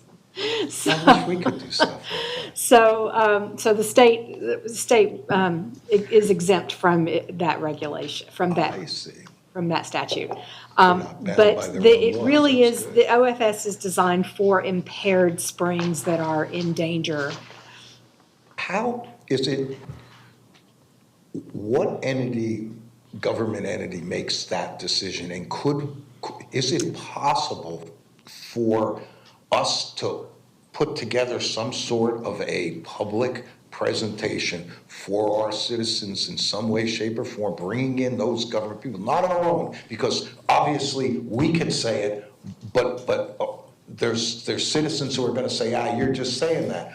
It should be the governmental body who's saying this is not an impaired body of water. I mean, we've gone round and round, and I feel bad because there are people who love the springs as we do and who are just so adamant about this designation. And some people who we have enormously high respect for, and I think we owe it to them and the community to get whoever it is that is the ultimate authority here to tell us one way or the other whether this springs is impaired and whether this item should just move off the table or move forward. So can we do that? Florida Department of Environmental Protection is the governmental body. Is the agency that regulates this, and they tend to want to stay in the background. They don't tend to come to do public presentations at the local level. But the issue of whether the springs is impaired or not is an established fact that is available to the public. We can put that out there. So if we, though, submit this designation, I mean, what would be involved? Is it enormously time-consuming and costly to do it? Maybe we should just do it and be rejected if in fact the department's going to take that position. If our or a state legislator puts a bill on the agenda, it's the legislature that approves the designation. FDEP may weigh in, they may say that it's not impaired, but ultimately it is the legislature that will approve it or not. And if a local jurisdiction wants it and a legislator is willing to put it forward as a bill and the legislative body is in a mind to approve it, then it can be approved and be designated. But the issue with that, number one, it doesn't grant us any benefits that we don't already have access to. There are no grants that we can go pursue that we can't pursue now. It doesn't lend weight to it. It would only lend weight if it was an impaired body, but it isn't. So what it could do, though, is put attention from FDEP on the springs and create the potential for the area around the springs to become more regulated by DEP, which could cost the local jurisdictions if we have to start expanding sewer systems. And in the long, God, do I want to say this out loud? Is that really a horrible thing? And secondarily, while the legislature may approve it, the governor has to sign it. and DEP answers to the governor. And that's been a little back and forth that's gone on over the last year or so with this issue, is that, you know, when Senator Gruters was prepared to put this on, you know, and run with this and carry this bill forward, you know, we held back because we had a P3 hanging over our head here, and that died, and here we are. And, you know, while I mean, I appreciate it. I just see us chasing our tail around and around and around on this issue and never resolving this issue. So Mayor, if I could, Activity Center 6 and 10 is a primary focus from a water and sewer perspective. Now, imagine a scenario now that you're being told you have to spend money around Warm Mineral Springs instead of spending it at Activity Center 6 and 10. There's only so much money to go around for water and sewer. Now you're told to redirect that money to Warm Mineral Springs in order to make sure the springs are dealt with in the way that is seen fit. These are some scenarios and some unanticipated consequences you may not think of. The other thing is the whole Springs area is an empowerment zone from an economic development perspective. Now you throw another layer of bureaucratic tape, so to speak, on top of that. How do you think that's going to help or hurt that empowerment zone? Yeah, all good points. Something to think about. You hit him right in the wallet. Good job. Yeah, I mean, all good points. So one has to say, a national treasure, Warm Mineral Springs, economic development. She's talk about a controversial issue. One might argue that the springs are doing quite well as they are. And I think that focus, everything and anything we can do to continue to educate our citizens on just that fact. I mean, Miss Elena articulated it as well as I've heard it, and she's done that before, and I appreciate it every time I hear it. People need to hear it over and over and over again, because I hear you. And the potential nightmare of this designation infiltrating other counties and costing other counties money and everybody tons of money. You know, it's hard to argue against something like, let's stop septic systems from being built and get rid of the ones we've got there. I always said the development from the P3 is nothing compared to the devastation that all those septic systems and wells are causing in and around Mineral Springs. That needs to end. But I see that with water and sewer coming down Ortiz and the ability to motivate property owners to voluntarily annex into our city and get some benefit by hooking up. You know, it's a long-term plan, but it's a plan. So it's just, you see where I'm saying? We gotta somehow do something here, because there are a group of very, very smart people, caring people in our community who value the springs, and we just don't seem to be communicating. We have a failure to communicate because nobody's connecting with the reality of what this designation's all about. And I get it, but I don't think a lot of people do. So whatever we can do to try to help the community understand why this designation may not be the best thing for us and everybody would be helpful, I think. Otherwise, it's just going to sit on the city manager's list for, you know, till long after I'm dead. Well, it can be both. I've seen the motion already.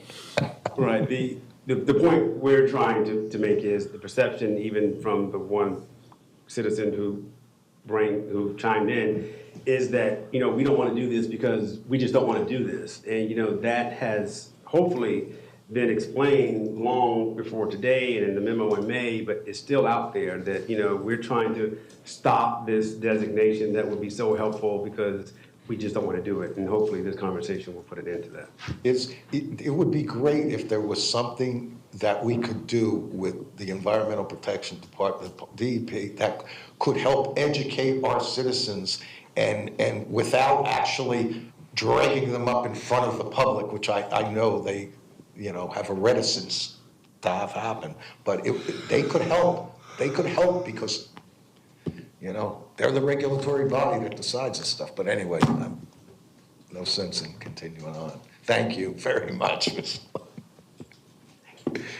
All right, so Mr. Mayor, that ends the discussion of ones that we had outlined from the city manager's report, and I didn't hear anything, but if there's any more that anyone wanted to talk about, we're fine with that, otherwise. Could you bring them back up again? Because Yeah. I'm sorry to do this, but I didn't make a note. I just want to make sure we didn't miss any. And I don't mean to beat this agenda item to death, but this stuff's been on here for a long time. Sure, city manager and everybody else would love to see some of these get cleaned up.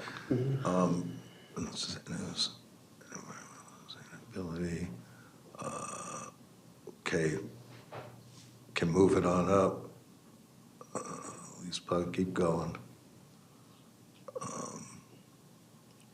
Associates and Duck Key, that's taken care of. Northbrook Commissioner Johnson, Jockey Club. Parking issues were taken care of. Moving up. Keys, okay, keep going. Settlement of liens and fines. All right, that's coming up in September. I saw it's on the agenda. Interlocal health center, good. Keep going. Maybe we got them all. Let's see. So it'll be okay. That's happening. Legacy Trail extensions happening. All right, keep going. Linear Park, that we're taking care of. Keep going.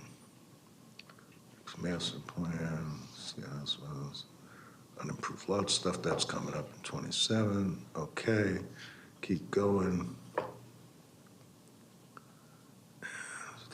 Okay, you got it, thank you. We didn't miss anything that I saw anyway. Okay.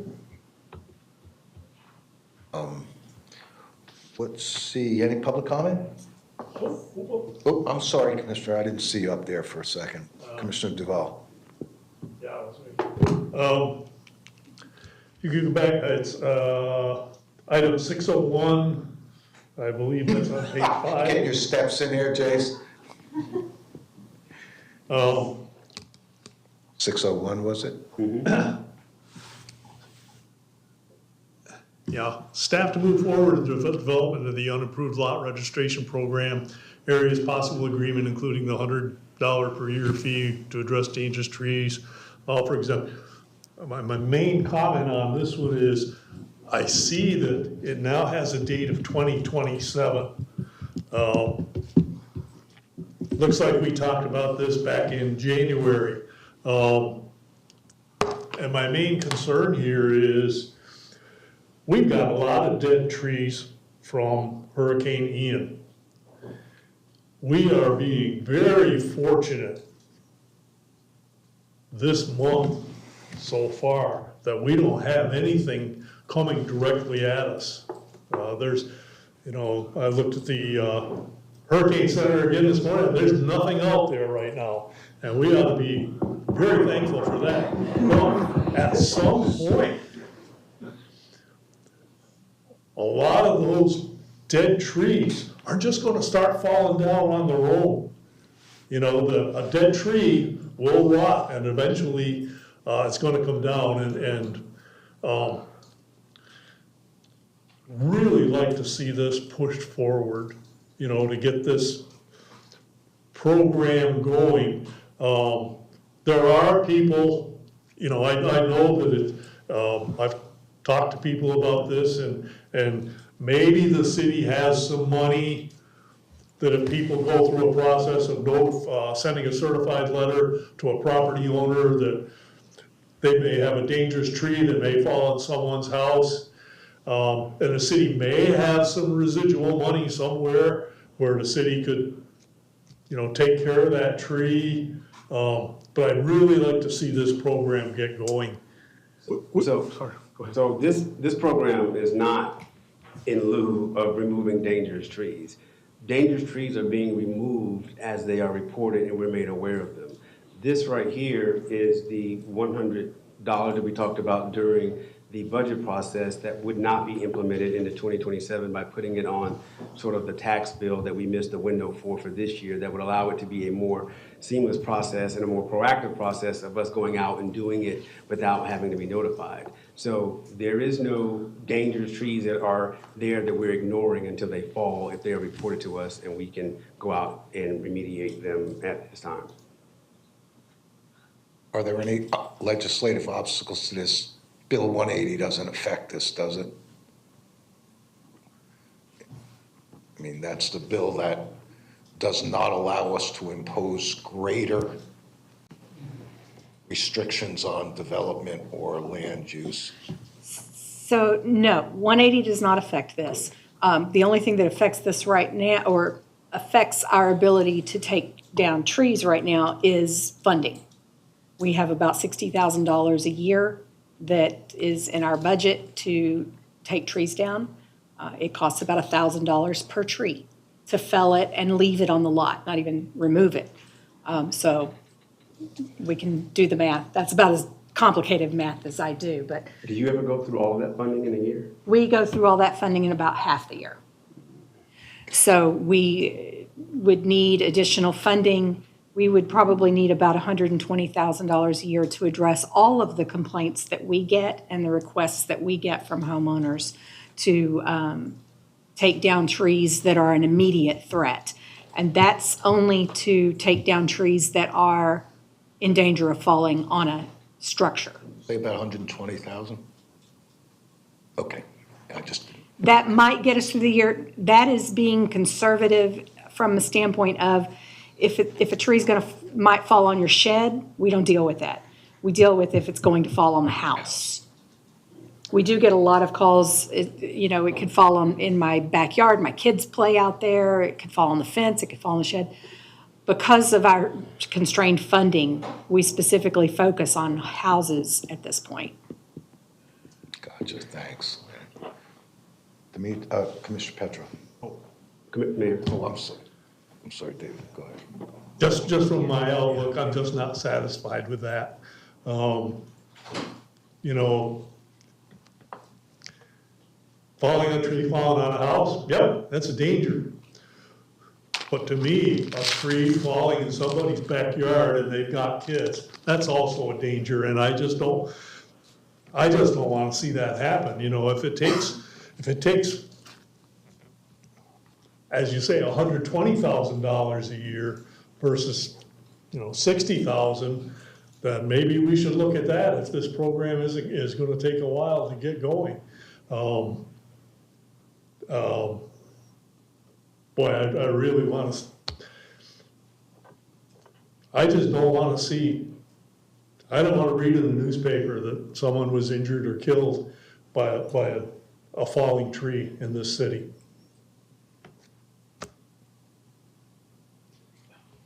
Commissioner Petro. Thank you, Mayor. I have two items. Just a remark to Commissioner Duval. I do believe we have some funds from tree program that was implemented or initiated in spring of 2024. And that's more a requirement for the builders to pay more into the fund. Can we use those funds? No, Commissioner, those funds are earmarked, and they can't use them for taking down dead trees or dangerous trees. Just to replant the trees. Well, it also uses for anything when it gets renamed. Well, it can be used for a lot of different things right now. It's mostly for environmental, but removal of dangerous trees is not one of them. Is that by law or by choice? No, it's just by the definition of the code. You can change the code. Yes, and I was going to that point. That was ordinance, I believe, passed by the city of Northport. Yes. So, and it was in the spring of 2024, if I'm not mistaken. That sounds right. Yes. So we could regardless of probably the appease. Commissioner, you're proposing we use the tree fund money to do this? No, it's just an idea. If they really need it. What was a proposal or an idea?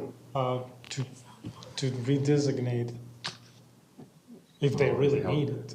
Well, tree fund money, as I understand it, was put in place to plant trees and bushes and to buy environmentally sensitive land. So if we're gonna dilute that fund, I think that that's something our citizens are gonna have one heck of a problem with. I have one heck of a problem with it, but I'm sure they would have one heck of a problem. That's certainly not what the fund was designed for. Yeah. I'm just throwing out an idea.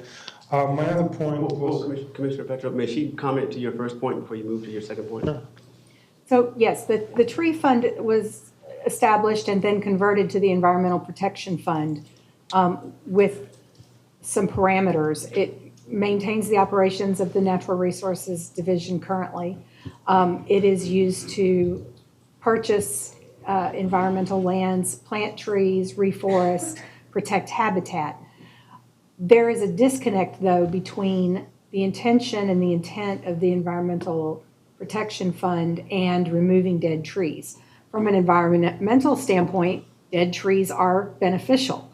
So if you start moving into things that are from a code enforcement, life, health, safety issue rather than environmental, they're really two different things. And then we start opening up that fund to other potential things, like why don't we use that fund to mow high grass and weeds? So we do have to be careful on that. We could talk about raising fees or taxes to pay for that. I mean, that's a conversation we could have because that's where the money would come from, but I'm not sure I want to have that conversation. I'm sure not going to support that, but that, I mean, when bottom line is, it's all right to have a concern. It's another thing to have a solution to the concern. And solutions involve money, and money involves taxes, which come right out of the pockets of our citizens. So it's easy to have concerns, but it's another thing to figure out how to solve them without costing our taxpayers more money. So if we want to have that discussion, certainly we could have that discussion, but. I'm okay with that. I mean, it's just the process of generating an idea. Yeah. I'm not proposing anything. My other question was that was before Commissioner Duval. The surplus land, or as we call, and the reason I'm bringing this up is because it's legal thing. It's the land designated for the affordable housing. And we talked about it in one of the workshops, and I don't see this on this list. Maybe it shouldn't be on this list, but as a question, do we have that deadline, or what are we doing with that? Because it's a legal state issue. It's the surplus land before we publish it available for affordable housing. We talked about that we might want to weed out some good land, whatever we want to sell it out before we publish that list. So where we are at that, City Manager? Is it going to be on this list, or it shouldn't be on this list? Or so this is an item that came to the commission because the legislature passed a bill. So every year we monitor, internally, we monitor all of those bills. We make a list of all of the changes that we need to make to our ordinances or new ordinances that need to be adopted to comply with the most recent legislative sessions. So those are on our lists, since those are state-initiated issues, rather than this list is a commission-initiated list. We will be bringing that back to you. That's on our list, though, for legislative changes. Okay, that's all I wanted to know. Sure. If shouldn't be on this list or the other list. Right. But that's it. Yeah. And we are working on that, and that will come back to you this fall. Mm-hmm. Okay. Thank you. Okay, you good? Yeah. Now I can ask, are there any public comments? Robin San Vicente, reference item number 577, agenda item 24-0687, Spring Haven roadway expansion. The status notes is that staff cannot place a conservation easement over property not owned by the city. However, we are talking about the road, not the parcel owned by SKS. it would be in our best interest as a city to protect in perpetuity this area due to its environmentally sensitive nature and go the route of eminent domain in this particular instance. We cannot continue to push the matter down the road. We have been waiting long enough for this matter to finally be put to rest, and that's all. Thank you very much. What do we want to do? It's 10 of noon, 10 of 12. We want to break for lunch and come back here at what, say, 12:30-ish? We good with that? What do you guys think? Did you want this list upgraded at all? I mean, The list that we just went over, Mr. Vice Mayor? We'll update that based on the conversation that you just had. so you know which ones? We do. So you know which ones are the dead issues and stuff like that, so. We do. They won't be on the list anymore? Or they will be adjusted to the conversation we just had. Okay, and that's fine, because I know there's some tweaking involved in a Yes. few of them that I was gonna have pulled, but. Oh, it's yeah. like- Absolutely. Yep, give us an update on that. That's all I wanted to make sure of, that we got clarified. Thank you. Yes, sir. We good, take a break till 12:30? Does that give everybody enough time? Yep. Grab a bite? Okay, back here.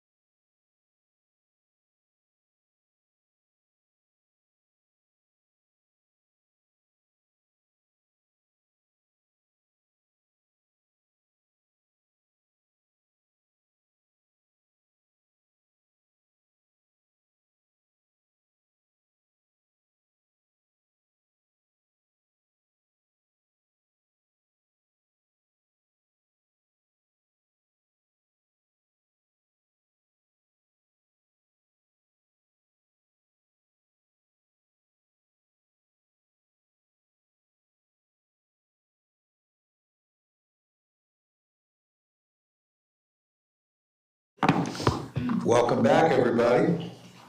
All right, let us see. We're ready for, under General Business B 25-2580. City Manager, your item. Thank you, Mr. Mayor. This item is discussion and possible direction regarding the funding options for the solid waste transfer station project.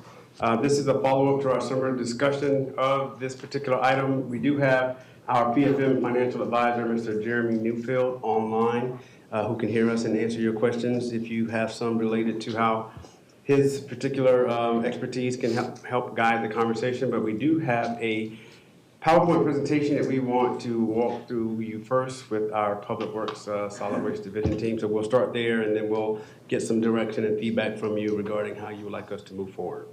I will turn it over to Mr. Chuck Speed, our Public Works Director. Thank you, sir. All right, good afternoon. Good afternoon.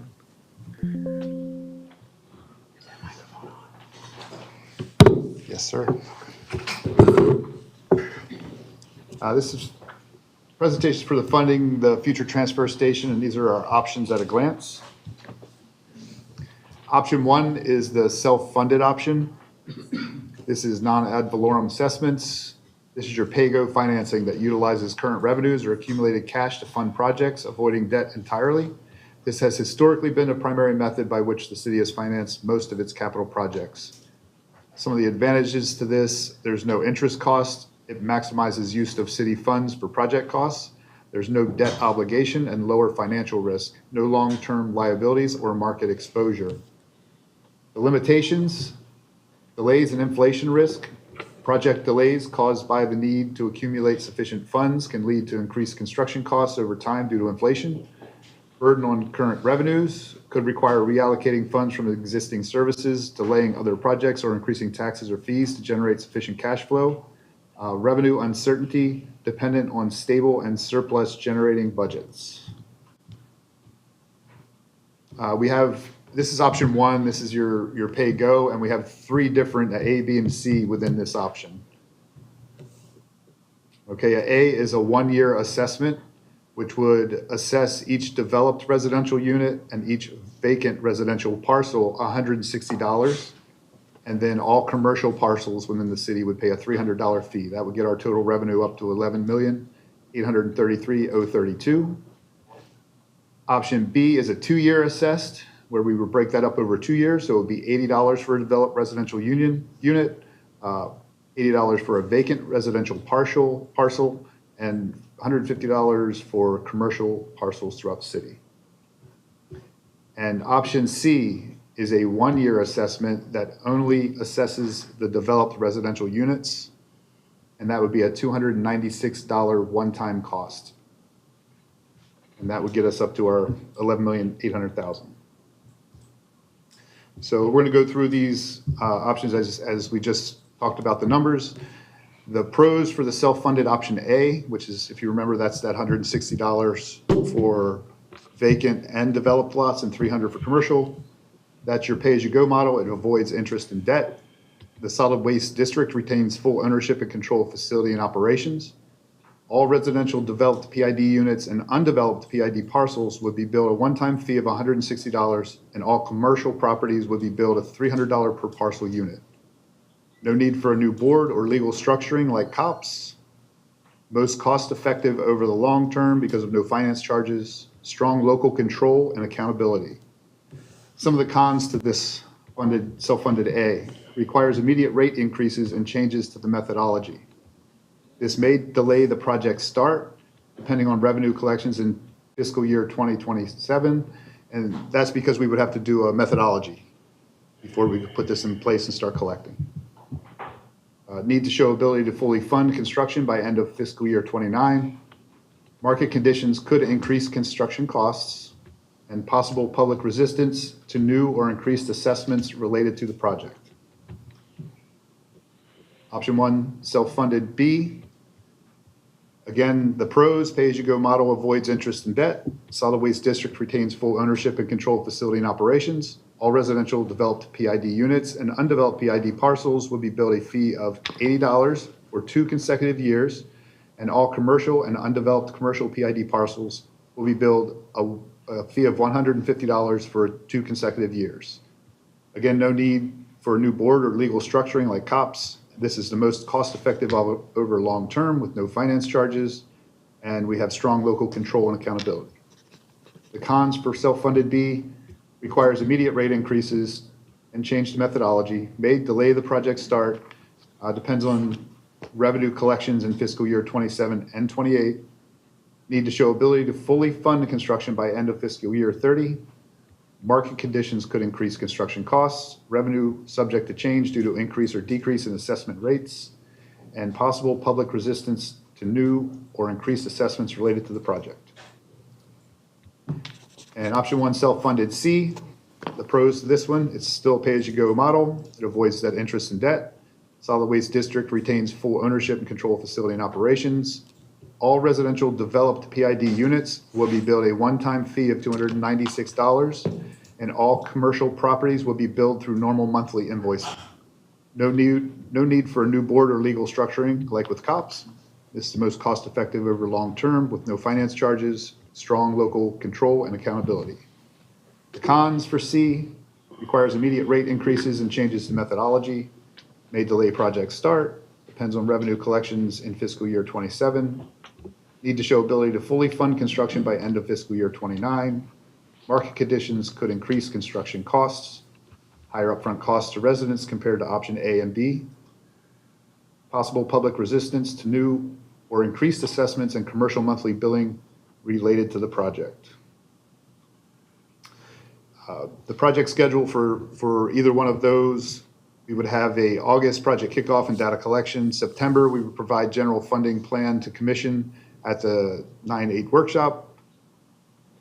September to November, preliminary assessment roll updates. December to January is internal presentation and reports.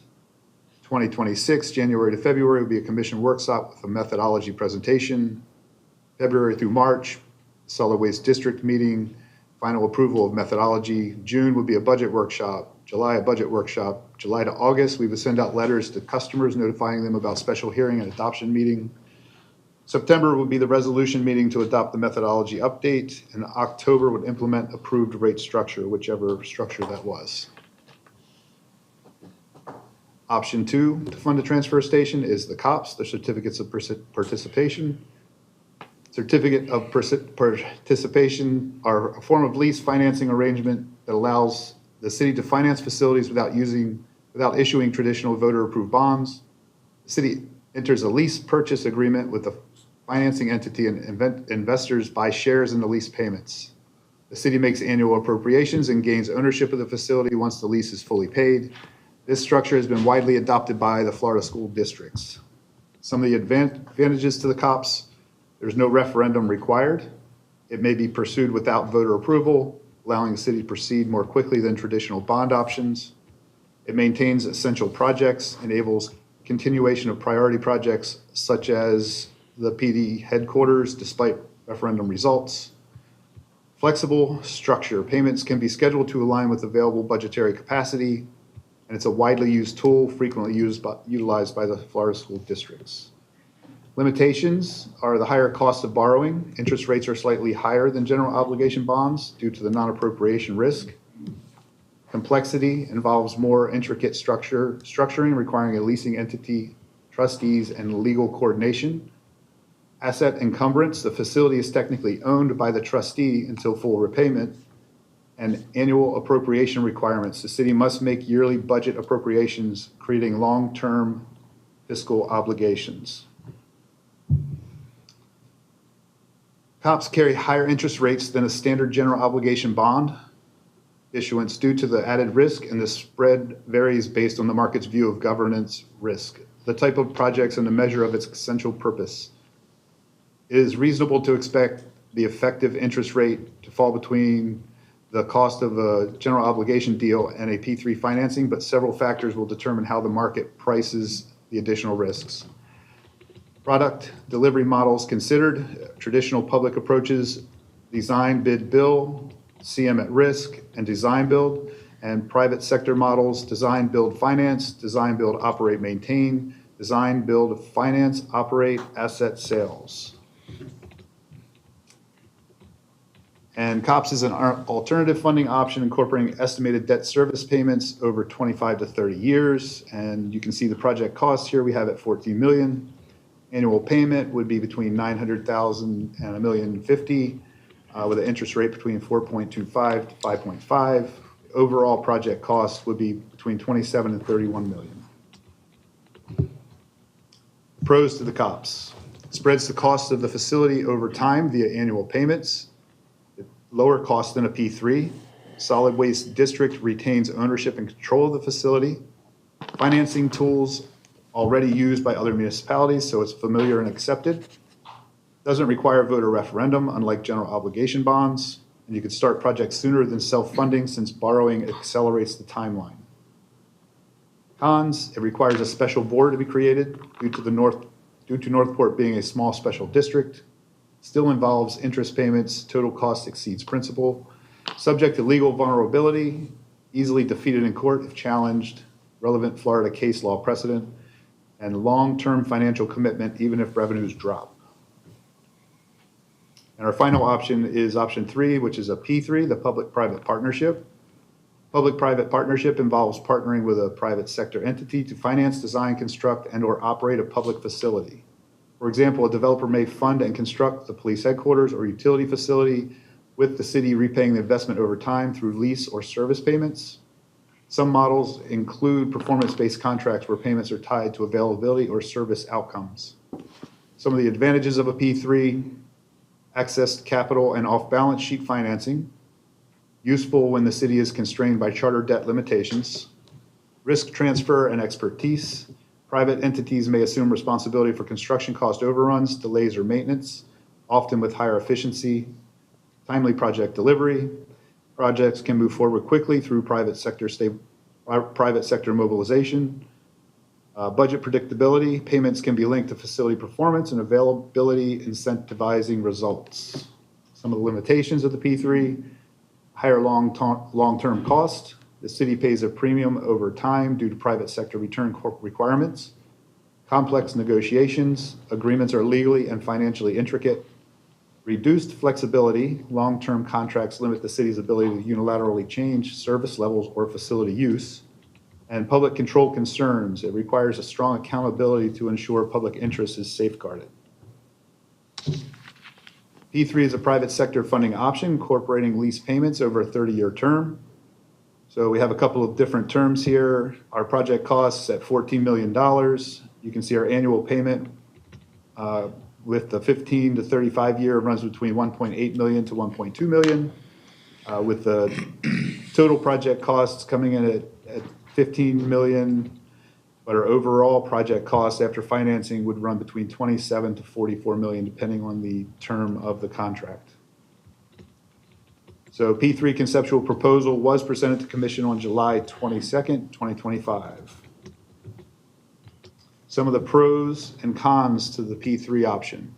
The pros potential for faster project delivery due to private sector resources. Risks sharing, some operational financial risk transferred to private partner. Reduces public sector management responsibilities during construction and operation. Attractive if internal project management capacity is limited. Cons, often results in a higher total project cost due to profit margin, interest, and risk premiums. Land may be transferred or encumbered, possible land giveaway perception. Solid Waste District pays back through structured payments over time, typically tied to rate increases. Long-term contractual commitments may limit flexibility for decades. Less control over facility operations, equipment, and standards depending on agreement terms. So this page shows you all three of the options with self-funded A, B, and C as well. And it just goes through your control of facility with the COPS. You have full control. P3, you have shared and limited, and self-funded, you have full. Total project cost under COPS are moderate. P3 is the highest cost, and the self-funded is the lowest. Speed to start, your COPS is the medium. P3 is fast. Self-funded A is fast. Self-funded B is slow. Self-funded C is fast.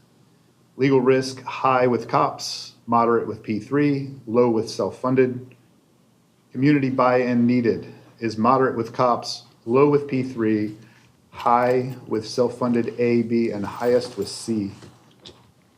Impact on rates, on COPS it's spread out, P3 it's spread out with a higher total.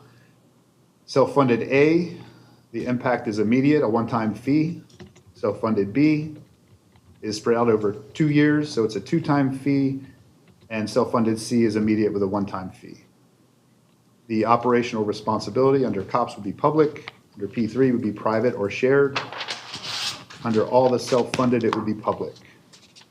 And your overall project cost is high with COPS, high with P3, low with self-funded A, moderate with self-funded B, and low with self-funded C.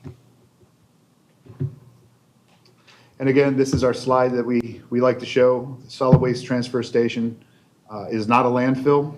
It's carpooling for waste. Garbage trucks collect trash throughout the city, then head to a transfer station rather than the landfill. At the transfer station, the waste is loaded in larger transport trucks that carry it to the landfill. This method saves time and fuel for city staff, reduces vehicle wear and tear, and cuts down on CO2 emissions. So this is a graph we made, a chart we made for future costs with and without the transfer station. So without a transfer station, you see that top, that's cumulative costs between 25 and 30. So you're looking at, and think of those cumulative costs as far as equipment needed to keep up with growth, staffing needed to keep up with growth, maintenance, and fuel to run our operation with the growth of the city as it's going. So we're looking at about $16 million between now and 2030 that will have to be made up somehow. And that's only one way to do that is through rates. With the transfer station, over that same time period, you're looking at a total of about 3.5 million. And that's just showing the efficiency built into this transfer station and how this will pay for itself. Any questions? All right, Commissioner Duval. Thank you, sir. You don't have to answer this if you don't want to. What's your recommendation? You do not have to answer. Never mind, I withdraw the question. Can you tell me about if we were to go with option one, self-funding, may delay the project start depending on revenue collections in fiscal year 27. Why, if we institute a, per parcel fee, that would be the fee. Why, how would revenue, I don't understand how revenue collections could be varying and we wouldn't be able to, we might have to delay. Sure. So, and when I say delay the start, it could delay it more than it would if we were able to get a general obligation bond or a COPS set up quickly, because we have to do the methodology first to put that in place to be able to charge those parcels, to charge every parcel, which we've already started because we're doing methodology now anyway. We've just kicked that off, but it will take us through 26. This won't be coming until 27 when we can actually collect those fees. You may be able to get one of the other methods done prior to that. So there may be a difference, it may not be a difference. But I just wanted to put that out there that it would take us some time. And if you went with the option B, of course, that spreads it over those 2 years, so we're waiting an extra year to collect that money. Okay, thank you, sir.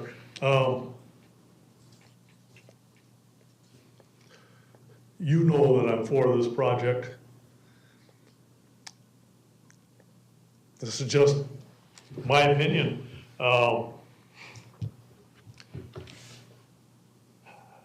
Some things hurt initially, but some things you just gotta do and you gotta go through. If it was me making this choice alone, I would say the 1 year assessed, $160. Okay, whether you've got a house on a lot or it's an empty lot. I do, that is my choice. Now, along with that choice, I want to add in that on the very last slide, we talk about with or without the transfer station costs. And you know, when you get to the total cost at the end, there's a $16 million versus a $3 million. Obviously, the $3 million is what we prefer.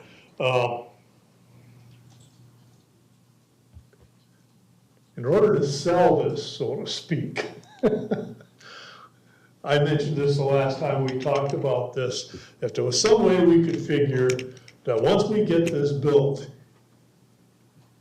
and I just can't see why Charlotte County would not want to use our transfer station.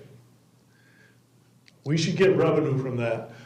And I'd like to see us somehow make a promise to our citizens that when we first start getting that revenue, we can kind of pay them back for that $160. You know, in some way, shape, or form, you know, by lower rates, you know, in those years, but that's all I got to say about it. Vice Mayor. You can throw in an extra bulk pickup. Thanks, Pete. Yeah, I'm in agreement with Commissioner Duval.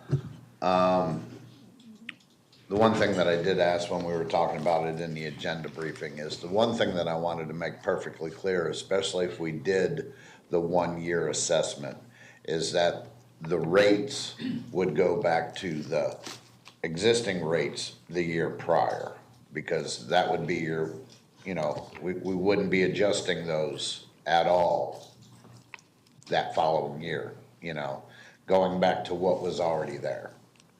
So, as I said, we just kicked off the methodology. That can be one of the things we look at. Just understand that we will have operational increases every year, no matter what. So you've got the cost of fuel and the cost of staff every year.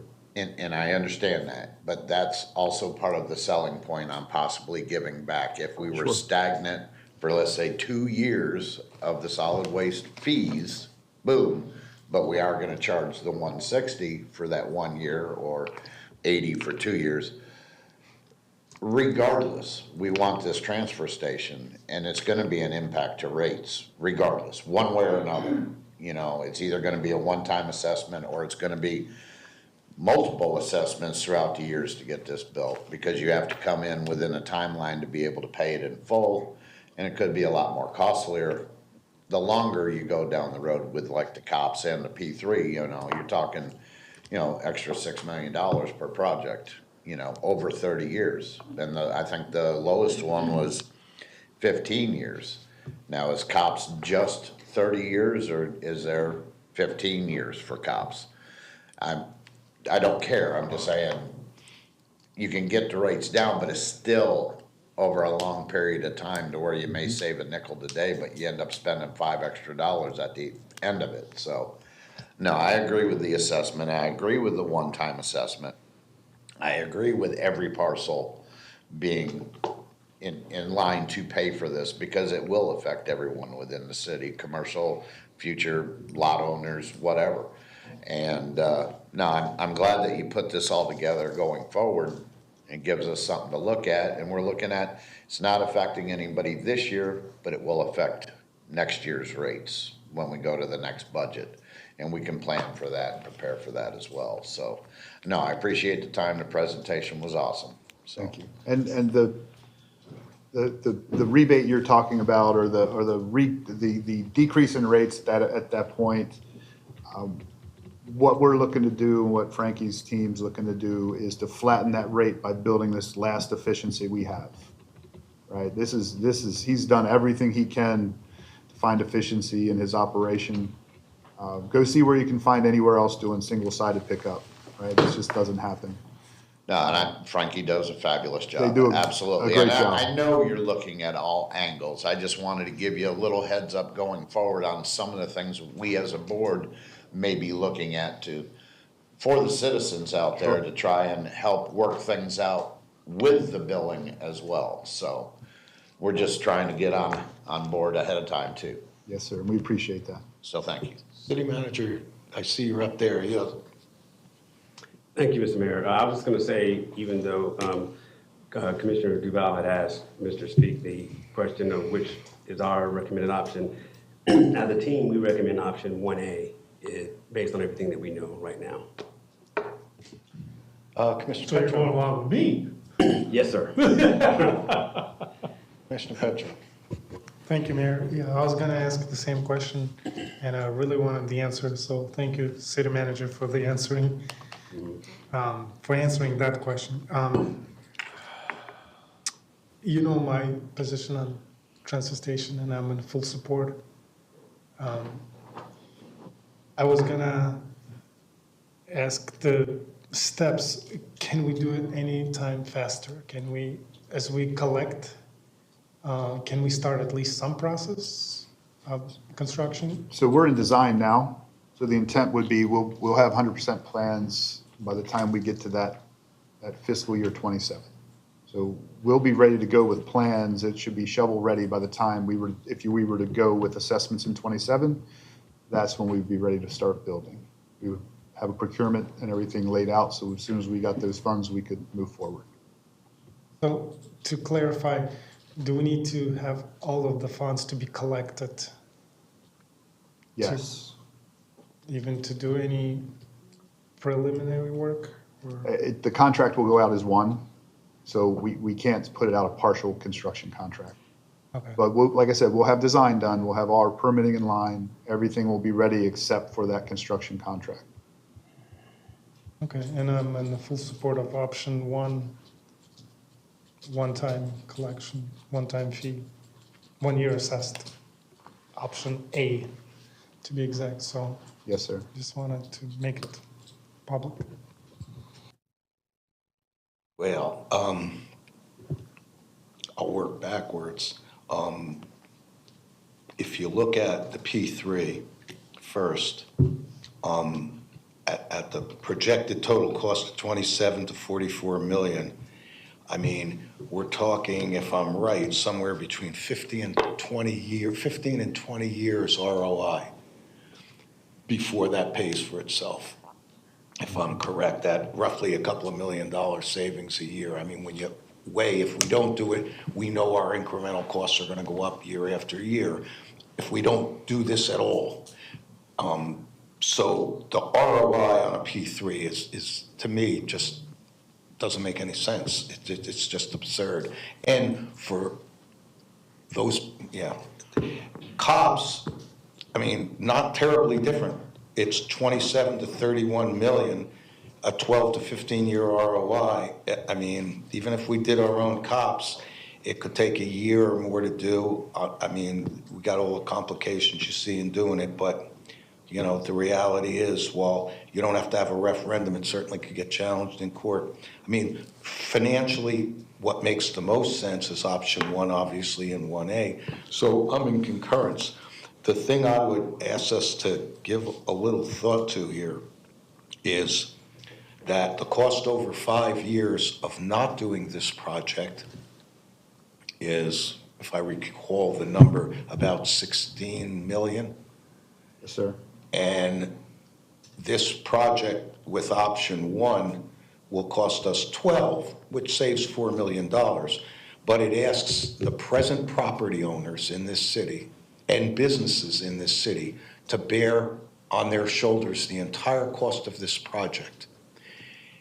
So after the 27 assessment, if that were to happen, whoever owned property in 27 and was a business in 27 would bear this cost. Every future property owner and business going forward from 28 on would reap the benefits of this, but would certainly not have shared in the cost.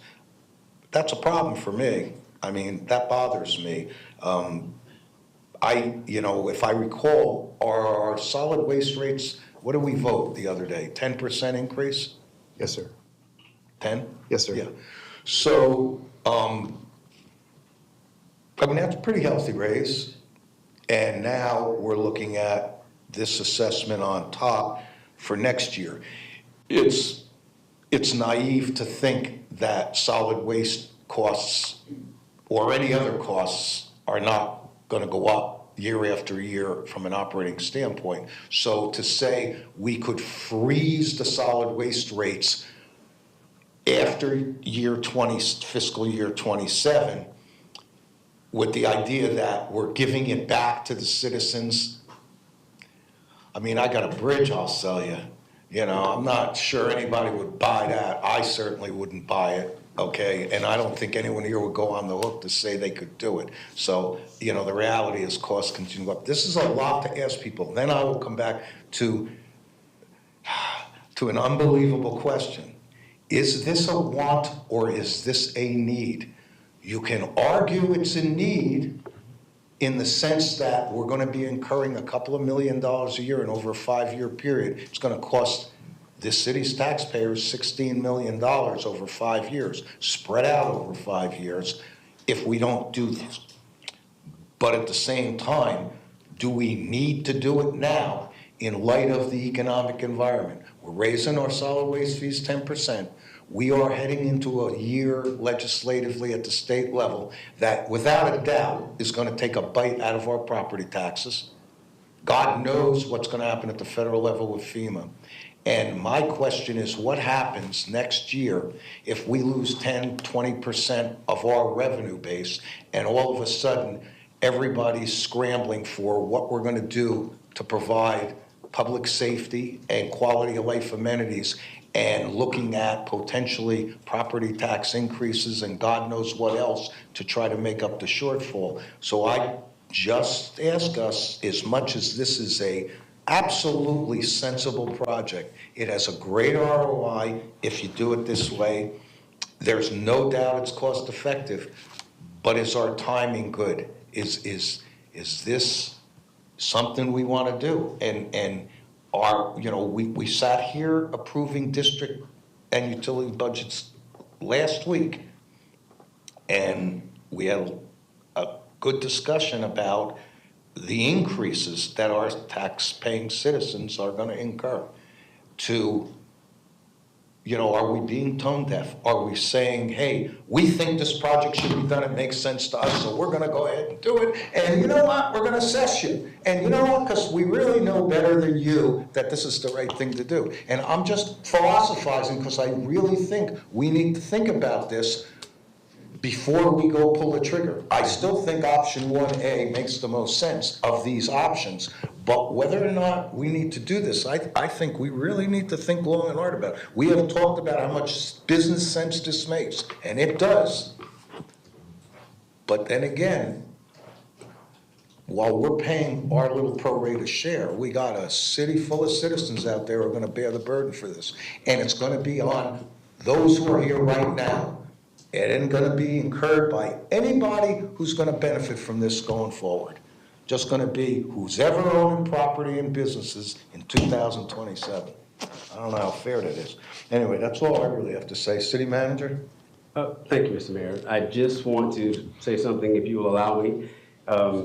The citizens that you asked the question of the letting other people borrow this in the future, pay for this in the future by borrowing, was denied. So us being on a pay-as-you-go platform is where we are, and that was the route that was chosen by the voters when we asked them, and they said, no, you can't go borrow to do it.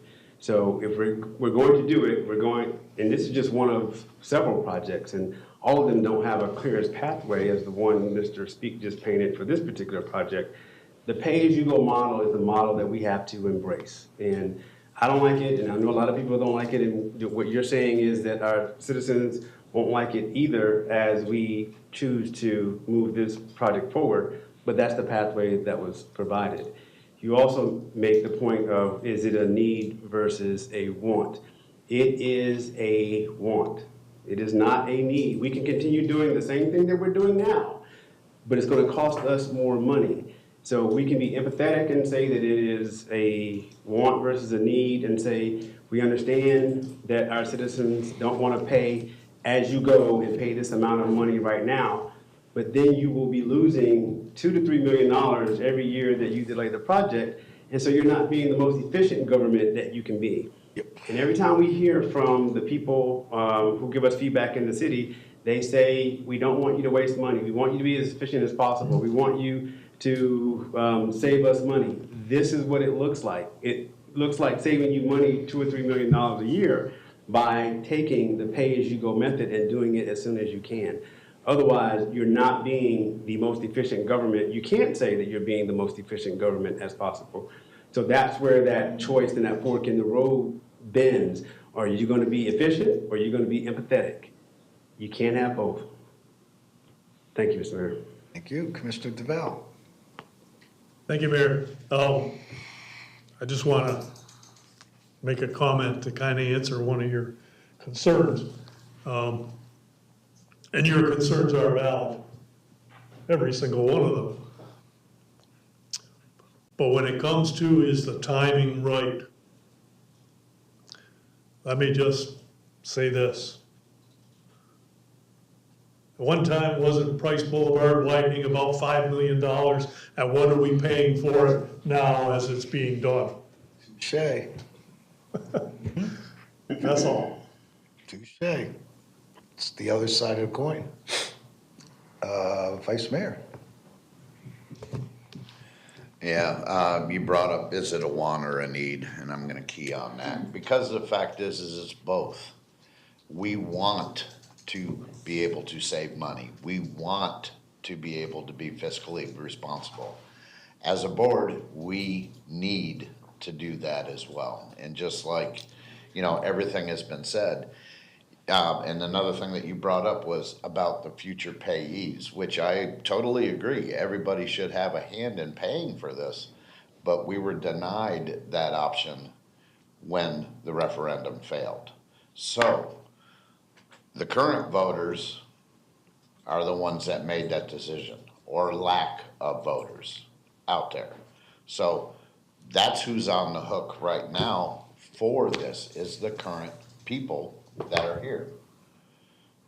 They're the ones that chose to say, no, you can't borrow for this. But that's okay. We found other ways to do this. And with the savings that it brings, it is common sense to do this.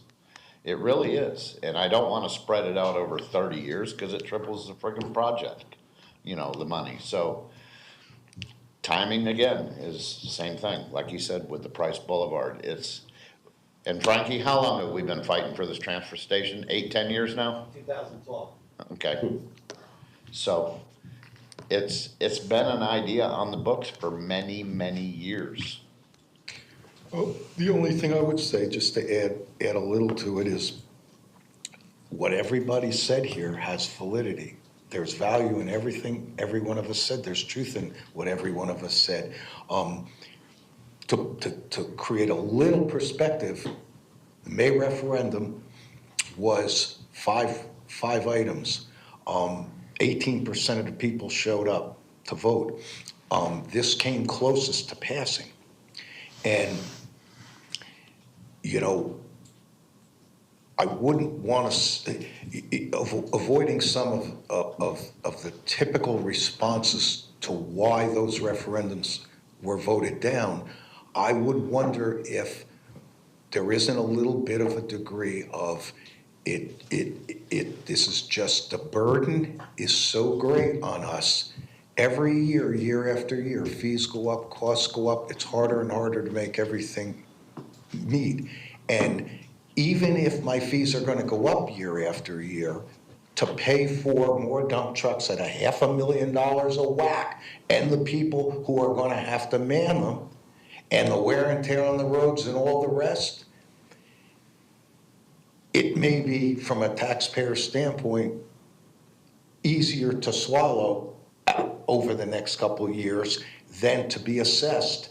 And I mean, I don't know, except that, do we really know this is the feel of the majority of people? Is this not a project that might well at some future date come before the citizens again? This is a project that makes so much sense. It's hard for me to believe in if you could clear away all the other issues that may have resulted in the results in May, maybe this would pass another time with a general obligation debt that would spread this cost out at a very nominal cost and, you know, and accomplish what we need to do, which is get it done. I just, you know, clearly option 1A is the best of all these options.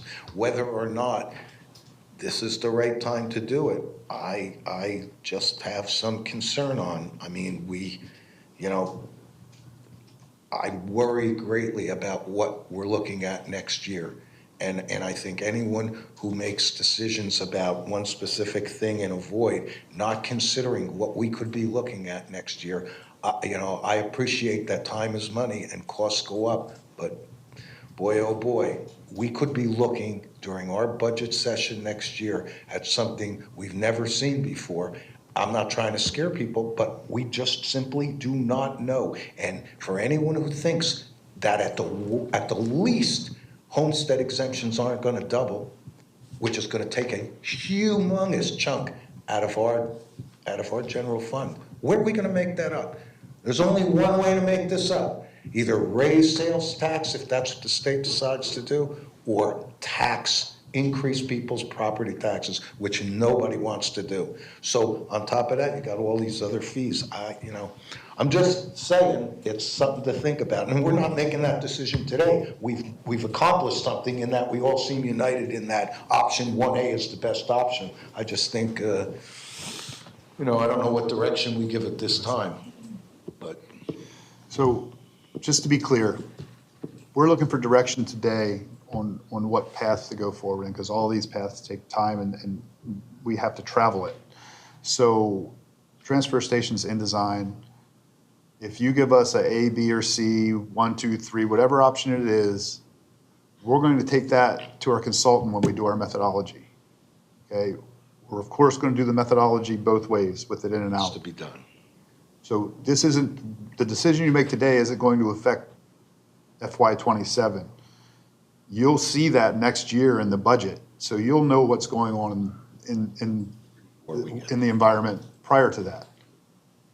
And that may help, at least ease your mind that you're not making a decision today that's going to cost people money in 27. That's not what's going on. This is just giving us a path forward. So it's given us, Max, it's given us flexibility. If we give direction to move forward option 1A, then, all things being equal, we got a year to see how everything lands, and we're not making a hard decision, which, at least we've gone through this process. I'm supportive of that. Let me ask one question real quick. Sure, Faith. Now, with doing 1A, that's 160. 1B, was that just split in half over 2 years for Yes, sir. all the participants? And I would recommend doing 1A and 1B because we don't know what the budget discussions are going to be next year, and we may be in a situation to where we can still get it done, but we have to push it out over 2 years of the assessment. So I would like to have options on 1A and 1B, and all the rest can go away, in my opinion. I just wanted to put that out there. We can do that. Just for options. We can present that. So, anybody want to offer up a consensus? I'll do it. There you go, Vice Mayor. Let's see. I'm just reading through it real quick. All right.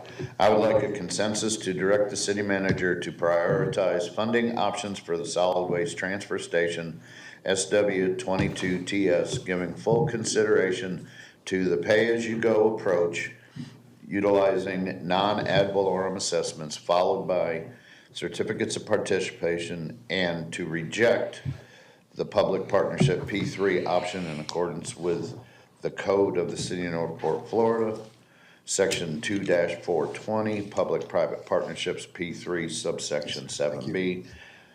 And it says, and do not do the certificates of participation as well as the second one. Just follow the pay-as-you-go options. I'm reading it on the spot, man. I gotta create it. City clerk, you want to take a swing at that? Saying that back? I can re-say it if you want. Just pay-as-you-go options. just the Well, that was pay. my question. Yeah, you read the whole consensus you wanted, but then said you only want the pay-as-you-go option. Right, because it was included in there as I was reading. Okay, so it would be consensus to direct the city manager to prioritize the funding options for the solid waste transfer station SW22TS, given consideration to the pay-as-you-go approach, utilizing non-ad valorem assessments, and to reject the public-private partnership P3 option in accordance with the code, blah, blah, blah, blah, blah. And cops, and reject cops. Okay. We have a second. Just consensus. Oh, that's right, I'm sorry, thank you. All right, you a yes or no? Oh, it's your meeting, Petro? go ahead. Yes. I know you're practicing. Yes. Vice Mayor's a Yes. yes, Mayor's a yes. I'm a yes. And we got a 4-0 consensus. Thank you, Mr. Speaks. All right. You look good in purple, Frankie. You're welcome. I did, however, overlook public comment. There is none. Oh, phew, thank God. Moving on, apologize there, public. Moving on to C, 25-2615, City Manager, your item. Thank you, Mr. Mayor. This is discussion and possible direction regarding the funding options for the effluent pumping station and pipeline project. I am going to turn over to Ms. Tricia Wisner, who is our interim utilities director. Good afternoon, Commissioners. Similar to the conversation regarding the solid waste transfer station, we're providing options for the funding for the effluent pump station. As you know, the city experienced a high rain event in 2024. The amount of water that flew into the system overwhelmed the wastewater treatment plant and Pan American. Due to that, there was a discharge of treated effluent that was not permitted. We have now entered into discussions with the Florida Department of Environmental Protection. We do anticipate a finalized consent order in the near future that will outline our responsibility to make changes to the plant in order to meet these flows. So right off of the bat, this is definitely a need and not a want. We were unable to be successful with a referendum that would have allowed funding for this through borrowing. So at this point, we have 3 options for consideration. The first is a state revolving fund. This is with partnership with the West Villages Improvement District. Next is pay-as-you-go. We're very familiar with pay-as-you-go. This would be funded from moving funds within our capital improvement projects. And then a public-private partnership was provided to us as a potential from Florida Development Solutions, FDS, and we'll look at each of these more fully.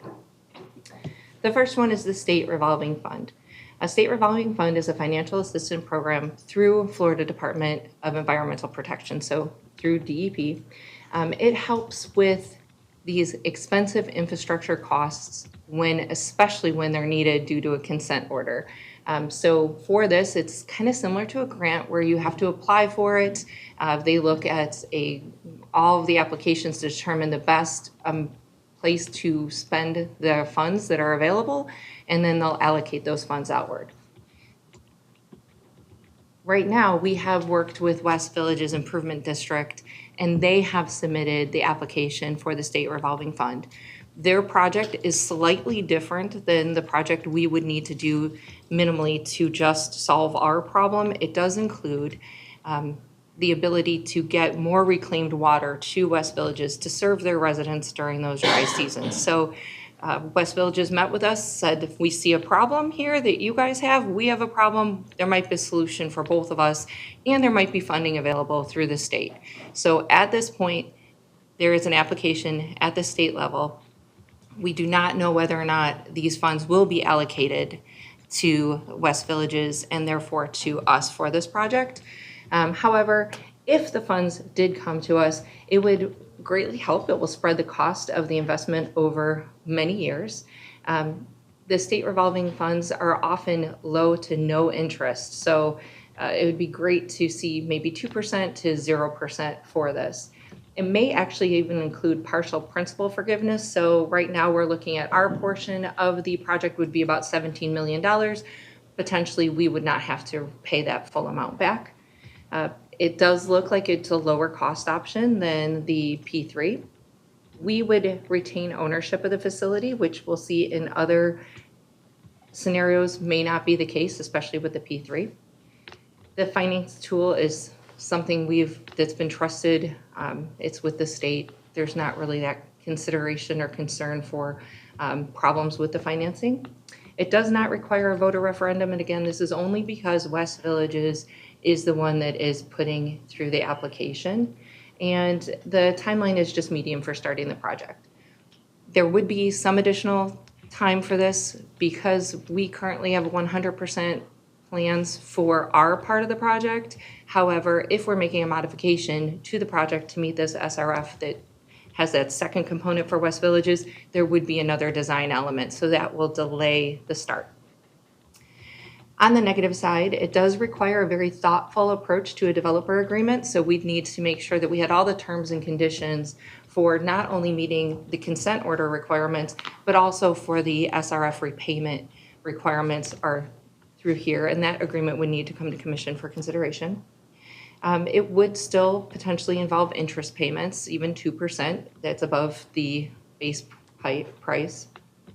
There would be financial tracking. We would need to be watching the terms of the SRF, the terms of the consent order, and how we're paying those things back. The debt service payments must be budgeted and maintained over the life of the agreement. And again, this is a long-term financial commitment. So even if for some reason our revenues drop, we would need to continue to be able to make that debt service payment. Looking at this with a $17 million project cost for the portion that's for the city with a 2% interest rate, again, that's unknown at this point, the project cost ends up being somewhere between $22 and $25 million. All of this is just ballpark and subject to change depending upon what actually comes through with the SRF. But again, more expensive than the $17 million, but we spread it out over time. The second option is one we're very familiar with it, which is the pay-as-you-go option. We're currently working both of these paths at this point because this project will need to happen based upon the regulatory compliance requirements from Florida Department of Environmental Protection. We have already moved funds from our capital improvement project to be able to get money into this project so that we could move forward on it. Again, like I said, our portion is already 100% designed, but we've had to make some significant changes to our CIP to make this happen. So the improvements to the wastewater treatment plant, to building upgrades at Pan American, the raw water intake structures, which are 50 and 60 years old, and the Myakkahatchee Creek water treatment plant improvement projects all were moved out many years. 27, 28 is the start for some of them, but most of the funding actually lags behind. That way we were able to move the $17 million into the effluent pumping station project. The pay-as-you-go model, I feel like we've talked about this a lot, especially with the referendums. There's some pros and cons to it. The pros, you do not have interest or debt. Funds are available right now, like I said, for the $17 million project. We are at 100% design. We could kick this off relatively quickly. There's possible project savings. We own control of it. It is probably the most initially cost effective. However, there's that opportunity cost when you take $17 million and you put it into a project, you're unable to do so many other things. And we have strong control and accountability. The cons requires rate increases. We have completed a rate study and will be coming to the commission at the end of September. The rate study just did not align with the budget this year.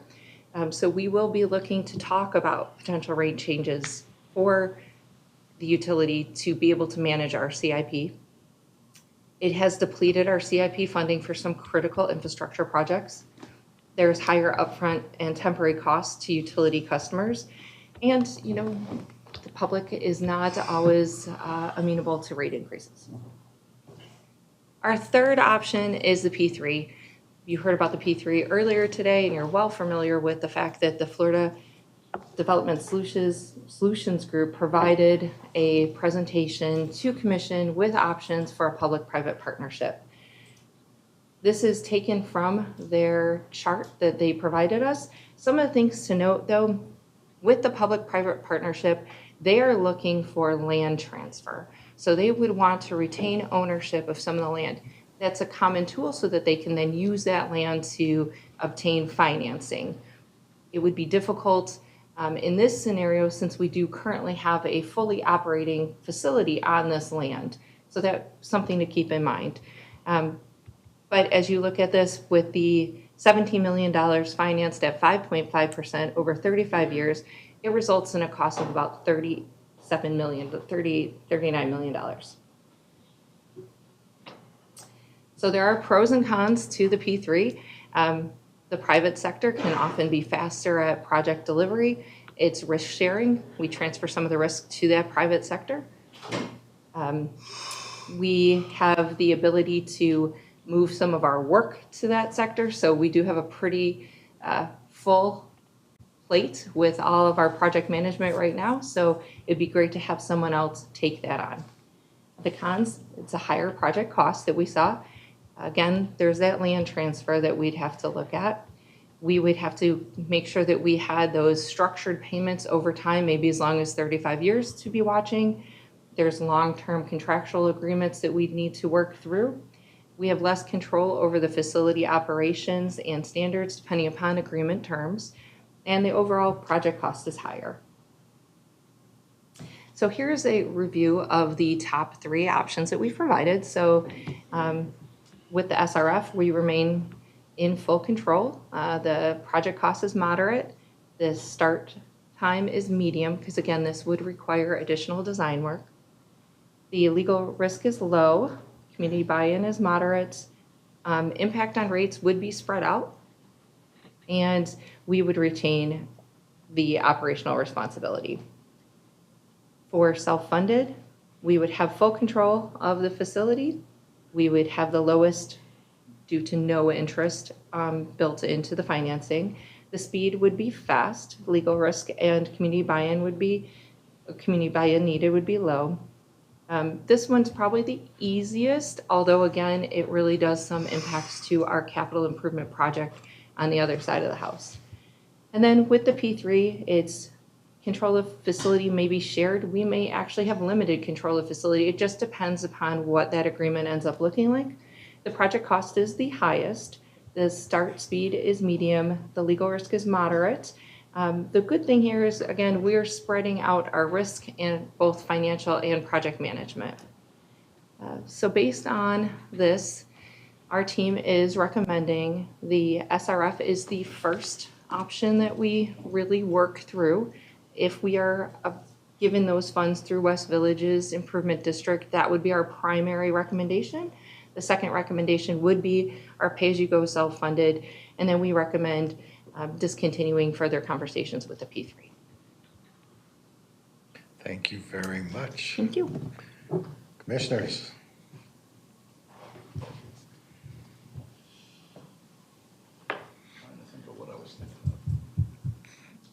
Commissioner, Vice Mayor. Looking forward into these, we're looking at rate increases on any one of these processes? Yes. We did mention during the budget meetings in July that the rate increase that was included, it was 1.6%, was just to keep up with the ENR. So even at that time, the utility department knew that a rate increase would be needed. The study was just not completed in time. Right, and you're bringing that back at the end of the month, you said? Yes, sir. So we will have those numbers at the end of the month? Yes. On, let's say we went with the first 2 options, like you said, would you have those cost factors to us at the end of the month on what it may possibly be as a rate increase if we went with A versus B? Well, we will have both of those. Right now, we have looked at, since we don't know whether or not we will get this grant funding, basically the loan funding, we are moving forward as if it has to come completely out of rates at the 17 million, but we'd be able to show the difference if for some reason, or if we were lucky enough to get the SRF. Yeah, because I understand the SRF is probably the best way because we can spread that out over time, but if we were to do it as the pay-as-you-go, we just gave up 17 million in capital improvements. How long would it take us and how much it would cost us, per resident per year to get that 17 million back? That's what I'm trying to figure out We going will forward. have detailed information during that presentation. Thank you, that's all I had. Commissioner Taval. Thank you, Mayor. Thank you for your presentation. And short version, maybe I'm a gambler, but I sure do like, as you recommended, the SRF, with the possibility of some state funding, coming our way to cut the cost down. I just believe that's the way to go. Thank you. Thank you. Yeah, I mean, the SRF makes the most sense, in my book as well. I think we need to go down both paths a little bit for the time being till we see how West Villages Improvement District does and if they can put this together. Again, and there's a lot of uncertainty out there, so who knows, but assuming they can do it, it is a strong need. I mean, this is perfect use of that kind of borrowing, so, I don't see any reason why they wouldn't, but you never know. The pay-as-you-go, I mean, really what we're doing is, borrowing from Peter to pay Paul. We're taking it right out of projects that we know are really important projects that have to get done. So all we would really be doing here is we wouldn't be increasing anybody's rates or fees to pay for this, but we would to reimburse the $17 million that would have gone to other projects. And, I mean, I don't know where else we would find that money. We could certainly try to look at reprioritizing, anything from surtax to you name it, but bottom line is it's still money. We got to find somewhere to make up. So, my inclination is to push forward with both those two. The P3, again, I just can't see paying the premium and losing the control, and not to mention the quagmire of trying to figure out what we would do about the land ownership there. I'm not feeling good about that idea. So, seems like we could come up with a pretty good consensus to move this forward without spending the rest of the afternoon debating it. It's already written the right way. Yeah, you ready to give it a swing? Yes, sir. Attaboy, Vice Mayor, go for it. Unless anyone, You got public comment? Public comment? I would like a consensus to direct the city manager to prioritize the evaluation of the funding options for the affluent pumping station and pipeline project U23 EPS in the following order. First, the State Revolving Fund SRF option in collaboration with the West Villages Improvement District WVID. Second, the pay-as-you-go option, and to reject the public-private partnership P3 option in accordance with the Code of the City of Northport, Florida, Section 2-420, Public-Private Partnerships P3, subsection 7B. We don't need a second because it's a consensus. Commissioner Petro? Yes. Yes. Mayor's a yes. Yes. About 4-0, so you got a good consensus. He's thrilled. There you go. Moving on to E, 25-2616, City Manager, your item. Thank you, Mr. Mayor. This item is discussion of possible direction regarding the city's 10-year capital improvement plan. We do have several attachments that we have on the back of this item, and I just want to sort of walk us through a couple of them and what they mean. For example, when you see the very first item is the 10-year CIP detailed by department. This particular view of information that we discussed this summer shows you every single project by name that will allow us to go into further detail, if not today based on what you need, but based on the questions you might have, but just based on some of the actual projects and that detail. The presentation that's going to be shown is going to also show you some of what it means to summary by fund. Sometimes it's easier to look at the projects by fund of what is available, how they're used, and the projects that are included in them. as opposed to also by department. Knowing what they serve by department is helpful, so you'll know the resources that can be dedicated to them and the different buckets that departments have available. Also, we're going to talk to you about the EOC project update. We have received the GMP in, and there's some information we want to share with you about that and some possible choices you might have, as well as an opportunity that we have in order to maybe procure a recreation center out east. If you remember, that's on your unfunded CIP projects. It's one of your long-term projects. I think it may be about $15 million to build one. We've talked about it at Atwater in that location out there for a couple of years, and there may be an opportunity that presents itself for us directly. But now, we'll start by going through the CIP actual workshop slide deck, but I need a driver of the slide deck. Can you drive for me then? Oh, you can tell me to drive myself. You are so efficient. Thank you so much. All right, so the purpose of this discussion is to review the city's 10-year CIP needs and the unfunded portions of the plan, which we've spoken to you before, is a large piece of our 10-year plan.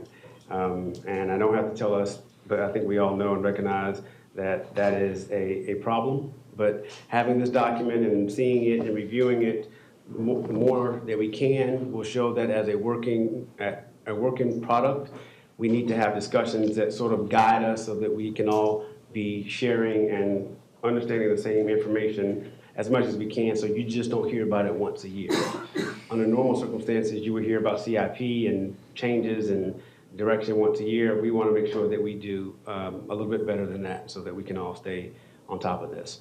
The total project costs are $1.5 billion, and the appropriations are $270 million, and funded is $720 million. So we're talking about roughly an unfunded amount of $500 million or $493 million.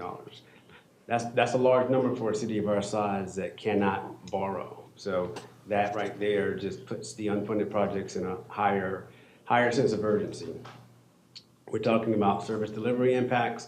We know that these projects will affect how we serve our residents. We've talked about that. We know that there may be some compromise or trade-off for those to occur. We also know that based on the affluent pumping stations, some of them are compliance or regulatory risk related. That means we have to do them, otherwise we risk being impacted by an external third party, such as DEP, that will come in and give us direction that we may not want to hear. The growth and capacity challenges, we are a growing city, and we know that, and we know that that brings challenges, and it also brings successes with it as well. But when you look at some of the challenges, we know that if we continue to grow and growth doesn't pay for itself, then we're going to have a problem. And I believe that during one of the last meetings we met with the commission in the summer, it was recommended that maybe we put all or a lot of our funding efforts into the growth of economic development so that we can make sure that we get that population that PFM outlined for us and the revenue that would come into the city as we kept growing. I think that that's important as we look at everything that we're going to do. If we don't meet the growth populations that we've already sort of projected and predicted, then the city will not reach the potential of having that extra revenue, which having that extra revenue is going to be the best way in order for us to pay as we go forward on a lot of the unfunded CIP issues. Inflation and construction escalation, there's an opportunity cost to acting or not acting. That opportunity cost could be kind of high. We just outlined one of them during the conversation regarding the transfer station. And I think that that's important because we have to say and understand that the longer we take to pay for something, the more it's going to cost. Not saying that there's not a desire or a right pathway to say, you know what, we're not going to do that right now because of the financial situation and the economy of ourselves and our citizens. That might be the right way to go, and the commission might choose that as we go forward. Missed opportunities for higher return on investments. So every project that we do is not something that just always immediately costs us money. There are some future implications, and I think that we have to take those into consideration as we ask you to look at the entire whole universe of our CIP projects. When you look at some potential funding options, we do know that there are some fees and taxes within our control, whether they're property tax or non-property tax assessments, wastewater rates, and impact fees and utility franchise fees. All of those are things to consider.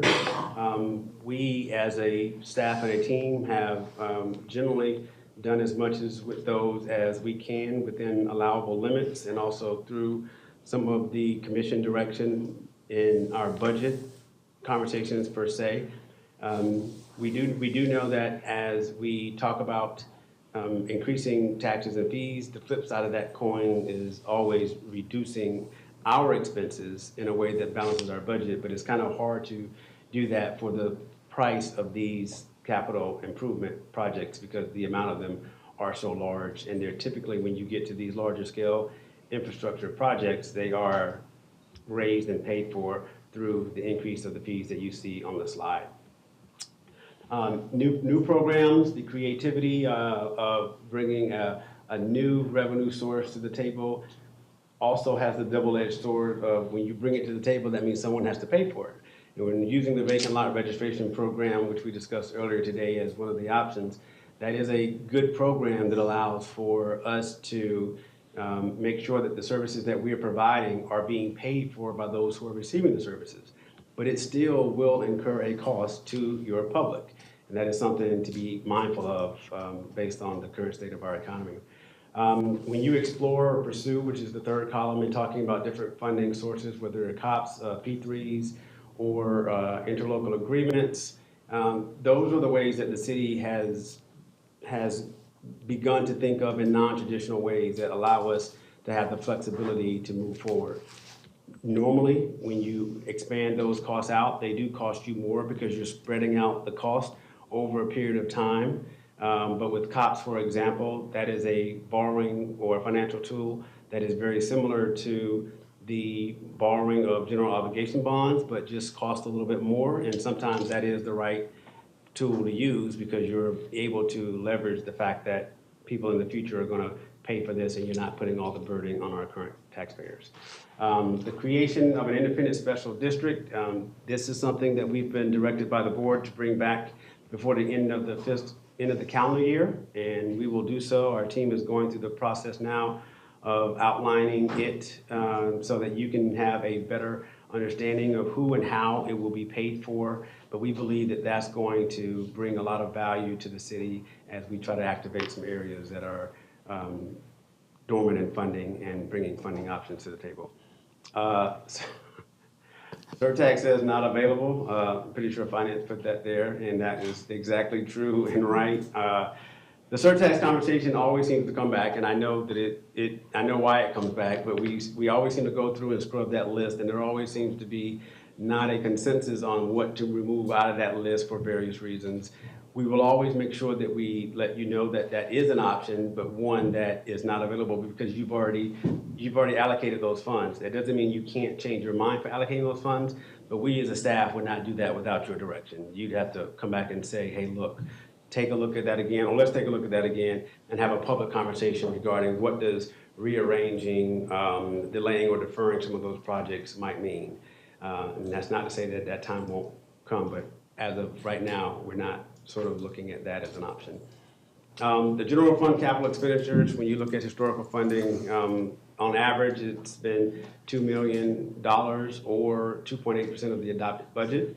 Our unfunding needs, we excluded the police headquarters, even though we're not forgetting about the police headquarters. I do believe in order to pay for something of that magnitude, no matter the funding source or the financial tool that you're using, the police headquarters are going to need more revenue into the city, and that's where the activation of, whether it's Activity Center 6 and 10, we've got to bring more revenue into the city, which means bringing the people into the city, which means making sure that we continue our growth pattern for the city.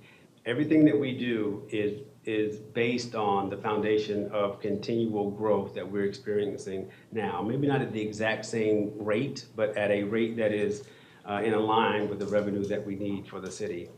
The general fund dependent department, you're going to see whether it's fire, police, parks and recs, IT and public works.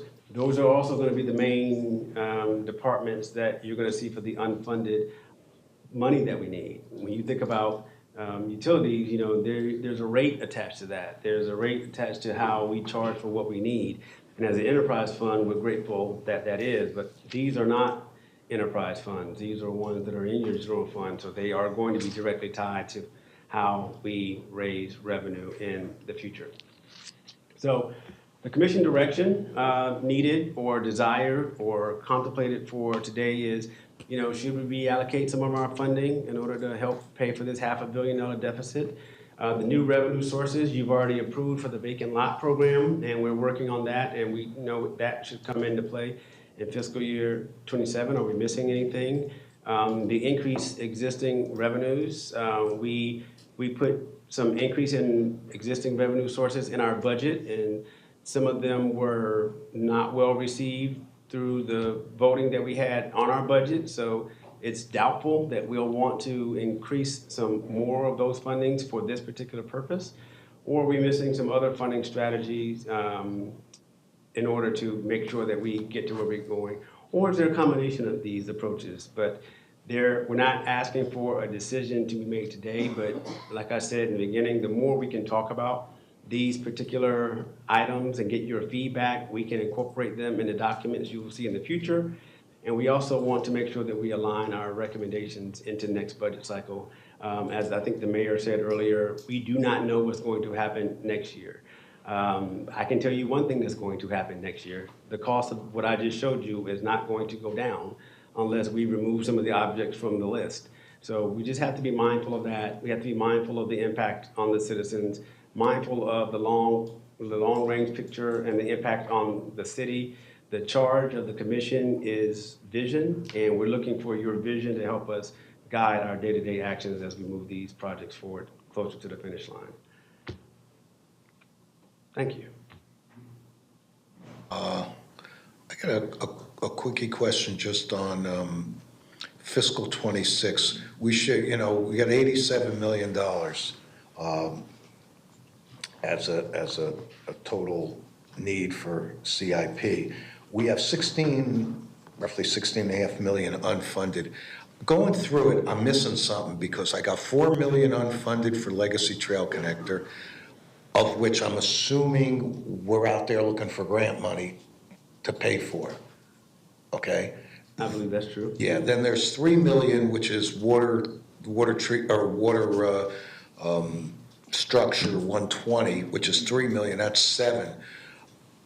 I can't find the other 9 million of unfunded in the department breakdown. Can someone help me with that? What other projects are in there? Are they utility projects? Are they road and drainage projects? I can't figure out what else is unfunded in fiscal 26. All right, we're gonna see if we can answer that question, Mr. Mayor. Are you looking at the report that has by individual departments? Yeah. Okay. Yeah, that's what I went through. I mean, I'm sure I missed it. I just get through it twice and I can't find them. Sure. Irina Kocharenka, Assistant, Interim Finance Director. So the EOC has 5,192,000. Okay. And we'll get updated information for that. Okay. Stacy's here to provide that. And then, let's see what else is on there. There are some for Parks and Rec LED conversion projects in fiscal year 20. I'm sorry, sir. LED conversion What projects. is that? Parks and Rec.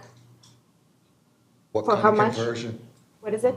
What kind of conversion? Oh, LED, lighting efficiency, I believe is the project.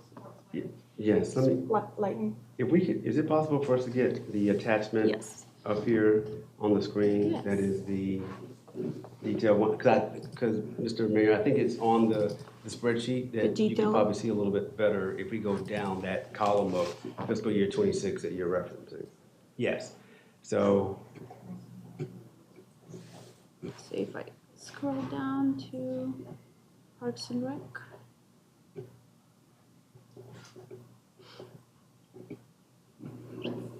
Dallas White Park tennis LED conversion and Dallas White Park volleyball LED conversion. Okay, there's 80,000 each.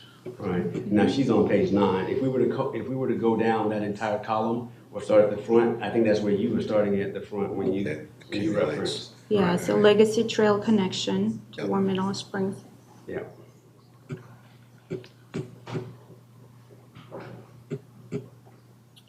And then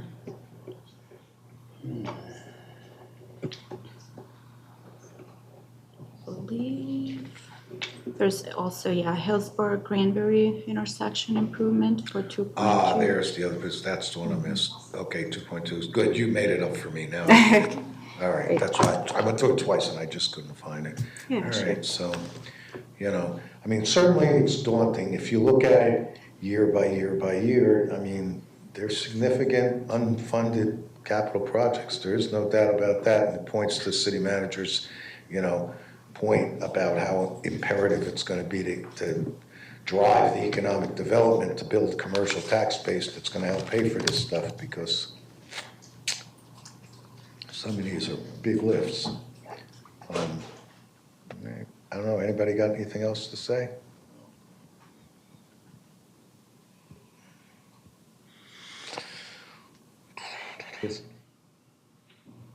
City M? If there are no other questions, immediate questions, I want to point out two items, but I want to start with I'm trying to find the Parks and Recreation Center that is in here for out east. Someone help me find that particular item. Page 11? Oh, there it is. Here it is. So on page 11, the new community center. Did I pass it on?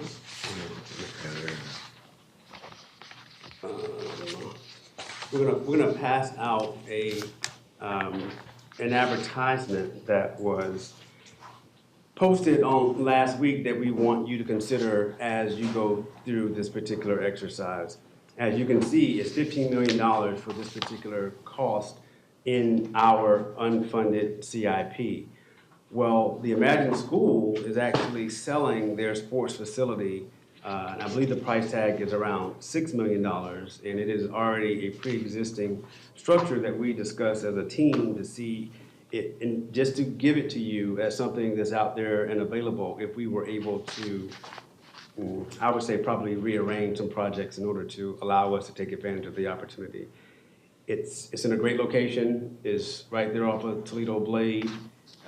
When you look at the size of it, it's 16,000 square feet on a lot size. It's almost 2 acres. It looks to be a great investment for you to consider if we would like to accelerate and are able to figure out a way to make it happen. Now, this is just something that our Parks and Rec Director, Sandy Funheller, spoke to us about last week. There's no decisions being made, but we think that it's worthy of something that you should consider if you think that it could help us save money and or time by taking advantage of this $6 million versus a $15 million project that we know is on our books. And this would take the place of Italy Avenue. Correct. What will we do with the Italy Avenue property? Well, since I've been here, we talked about several different ideas for the Italy Avenue property. I'm looking at our Parks and Recs Director. I'm pretty sure she knows more than I do, but we've talked about making it just a park. We've talked about, when I first got here, we talked about an economic development opportunity of maybe even affordable housing or something there. It's like Dallas White Park. It's just been tossed around for a lot of different things, but I'll turn it over to Director Funheller. This would take out the need for a community center on the Italy Avenue site. We would still look for some type of park development there. Could it also have some commercial as part of that? Yes, if we didn't have that community center there, that would work. But a trail system, fields, things like that, but without the community center. I think there is still a definite need for a community park on that side of town where it's next to Atwater, but Atwater is very specialized. So, and is this somewhat time sensitive? They have this on the market, or what are they doing? It's an initial offering that was put out. We haven't really had any formal discussions on it, just reviewed it, a precursory review. They would be looking at a lease back for the first year. I believe they're not quite ready to move out of it yet. So we haven't even gone down the road yet. We wanted to see what Commission thought about it. See, I mean, from a personal standpoint, I mean, it's worthy of consideration. The one thing, you know, I mean, we're gonna have to just bear in mind, we are, you know, with our Parks and Recs master plan coming and the uncertainty of next fiscal year, you know, I mean, no matter all the good that all this master plan would do and the quality of life amenities we could bring to that side of town, if all of a sudden we lost 20-30% of our tax revenue, and I mean, it could happen. I mean, I don't know what the impact of doubling the tax, the homestead exemption would be, and any other things that are offered, but there's only two places that are, well, there are two areas that are gonna take it in the head. Police and Parks and Recs. That's what our general fund services. You know, while we need to explore this certainly, I mean, there's so much uncertainty that the thought of making a commitment to invest money in anything at this point in time, until we better understand the financial landscape, you know, gives me cause to pause. I'm just very, very concerned. There is no doubt, and it could very possibly, if the governor's strong enough and gets a referendum item put on the 26th ballot to do away with property taxes, then it's going to be a nightmare. So I think I'm not just, and I prefaced all that with, I think this is worthy of taking a look at and moving the process along. Let's look at it. Let's see. I think maybe we'll have a better idea. It might be a year before we know if this is even a viable option. So I would say, yeah, this is exciting thought. It would save us a lot of money, but we better not forget the tsunami that's coming at us, and it is coming at us, okay? There will be a reckoning in 2026 and 27. I guarantee it, okay? And I'm saying it here publicly. This state is going to take a bite out of our revenue, and we better be prepared for it, because it is going to affect our quality of life in a big, big way, and we better be prepared for the kind of sacrifices it's going to take, because there's two places I see it hurting: public safety, quality of life amenities. City Manager? Thank you, Mr. Mayor. So, in that number that you're referencing regarding the doubling of the homestead tax, it looks to be about $17 million. So, it could be a significant healthy number. A significant number. So, you know, what we're hearing is, you know, we'll keep this sort of in the parking lot, but we wanted to make sure we didn't make that decision independent of not sharing it with you. This would be cool. Right, so that you would know something that might be available to solve a different problem. But understood. Vice Mayor. Yeah, it's a gorgeous facility, absolutely. The only thing that, I'm just gonna say this because I'm sure other people are thinking this, it's Toledo Blade. Italy Ave is a lot further out in that community, and as that gets built out with residential and commercial and everything else that we've got going on out there, I think the intent was to get it more out into the east end rather than just on Toledo Blade. It's close, but I think we were looking at areas out there for more of the community that's out there rather than having to scuttle them back into town to enjoy a community center. So we'll have those discussions in the future. I just wanted to put that out there just so everybody's aware of, you know, it's nothing that we're gonna be able to do tomorrow. So. The other exciting thing about this is that it creates an opportunity on Italy Ave to do, if you listen to the earlier presentation as we did about people's desire for outdoorsy parks, walking trails. That 14 acres could really be something, if it didn't have impervious kind of property on it and buildings and this. There's a whole different slant to what that could be if this came to reality. So it's worth looking at the options, This is a beautiful facility. Anything else, gang? Nothing else to this? You need That's the last one for there, but let me just add one more item, which is our EOC. Yes. There was an attachment that was put with this as well. We wanted to update you on the price that we just got in. There's maybe a 2-slide attachment that we're gonna pull up that I will allow our emergency manager, Stacy Alicio, to guide us through a quick conversation. Thank you so much. So Stacy Alicio, the emergency manager. I want to thank you guys for the support of our emergency management program as we're continuing to grow and improve as the needs of the city continue to grow. This project came into fruition based on a lot of data, mostly from Hurricane Ian and the after action report there, but then in the subsequent events we've had after that, as well as the Olson Group's resiliency study that they did back in 2023 that stated that we needed an emergency operations center in the city. We have completed the design of this facility, and we have encumbered about $655,000 for the design and the site assessment for where we're going to put this facility, which is right next to where Station 81 currently sits. So if all goes well and we have the additional funding that we're looking for, we're looking to break ground as soon as this, to mobilize construction as soon as December of 2025. So in just a couple of months, which means just one more hurricane season without an emergency operations center. And then we'll be in the building in April of 2027.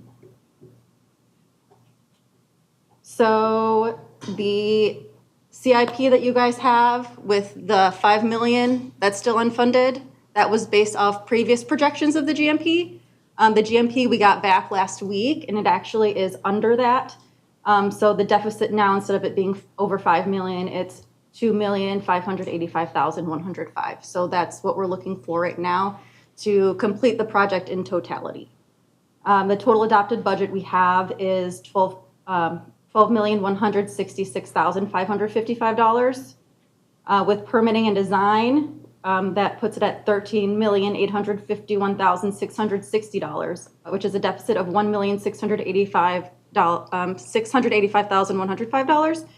So if we wanted to just build the structure as is and then look for funding for the FF&E for that furniture, we could also do that. So we would just need $1,685,105 to build the building and give us another year and a half to find the additional funding for the FF&E. So that is an additional option as well if we couldn't find the $2,585,000 in totality to continue the project. Does anybody have any questions? I do. Yes. So, yes, sir. Thank you for that. Not for you. So based on our conversations in the one-on-one last week, I told you all of the $1.7 million that we're looking for this particular project. The FF&E, I think that we can deal with that when we get closer to the structure being built. But as I recommended, we should maintain the pathway that Mike Moran has spoke to us about regarding the building that he wants to put on our property that would have the second floor. And at the same time, we keep our own destiny in our hands by moving forward, by finding the 1.7 for the project. There will be a decision point that will be made by you in the very near future, but not closing off either option right now gives you the best opportunity to figure out how you want to do this going forward. We as a staff believe that the space of our own EOC and the ability to manage it successfully and manage the size of our city in that space is the right option. You may feel like, depending on, we don't know the price yet for the floor of the building that Mike Moran has, or the tax collector, I guess I should say, has has pitched to us, but we do know that it'll be cheaper than the $13 million that we're talking about for this total project. I would think that we would want to keep both doors open until we get to the point where we have to close one and make a final decision. But having you give us direction to go find, and I use the word find very loosely, the 1.7 that we're talking about today would be helpful as we continue to move that pathway forward. What's the square footage? 16,000 square feet. 60? 16, 1/6. Oh, 16. Yes, yes. It's really just, we were trying to be as very frugal as possible, and it's really just the basic needs of an emergency operations Moran's, center. if I remember correctly, he was looking at about 10 Oh, was it? a floor. I thought it was 10. Yeah, It yeah. could be We were wrong. I looking think at, it would have to be 2 He was floors. hoping for about 10, but Yeah. then again, it could go 2 or 3 stories. I mean, no reason why it can't go higher than just a second floor as an option, but, again, that's, who knows if that's gonna become reality or even a possibility. And if you go a third floor, you might be looking at a price point that's very similar to our own at that point as well. The other consideration is it needs to be built to a Category 4 hurricane. Exactly. Yes. And we're not sure that his will meet that same hardening condition. Yep. Or it's possible too, he could widen the footprint. That's always a possibility too. And he could rent out space in the first, but we don't know. I think city manager has the right approach. We gotta play this along and look to control our own destiny, And I'm sure now that the county's budget proceedings are sort of slowing down, I think Mr. Moran will come back to us and give us an update. And when he does, he'll talk to probably all of us. Like, I think he's already talked to all of us at this point. And then just one more thing I want to touch on too, as far as the standalone emergency operations center, we do need backup water, a backup generator with redundant generator hookups, and secure parking for staging resources. So those are just some other considerations that will take up extra space on the tax collector's property as well. Gotcha. But thank you. Yeah. Commissioners, anybody got anything? Good. Thank you, Stace. Thank you very much. Any public comment? All right. Anything else anybody wants to talk about? Then I would say, any other general public comment?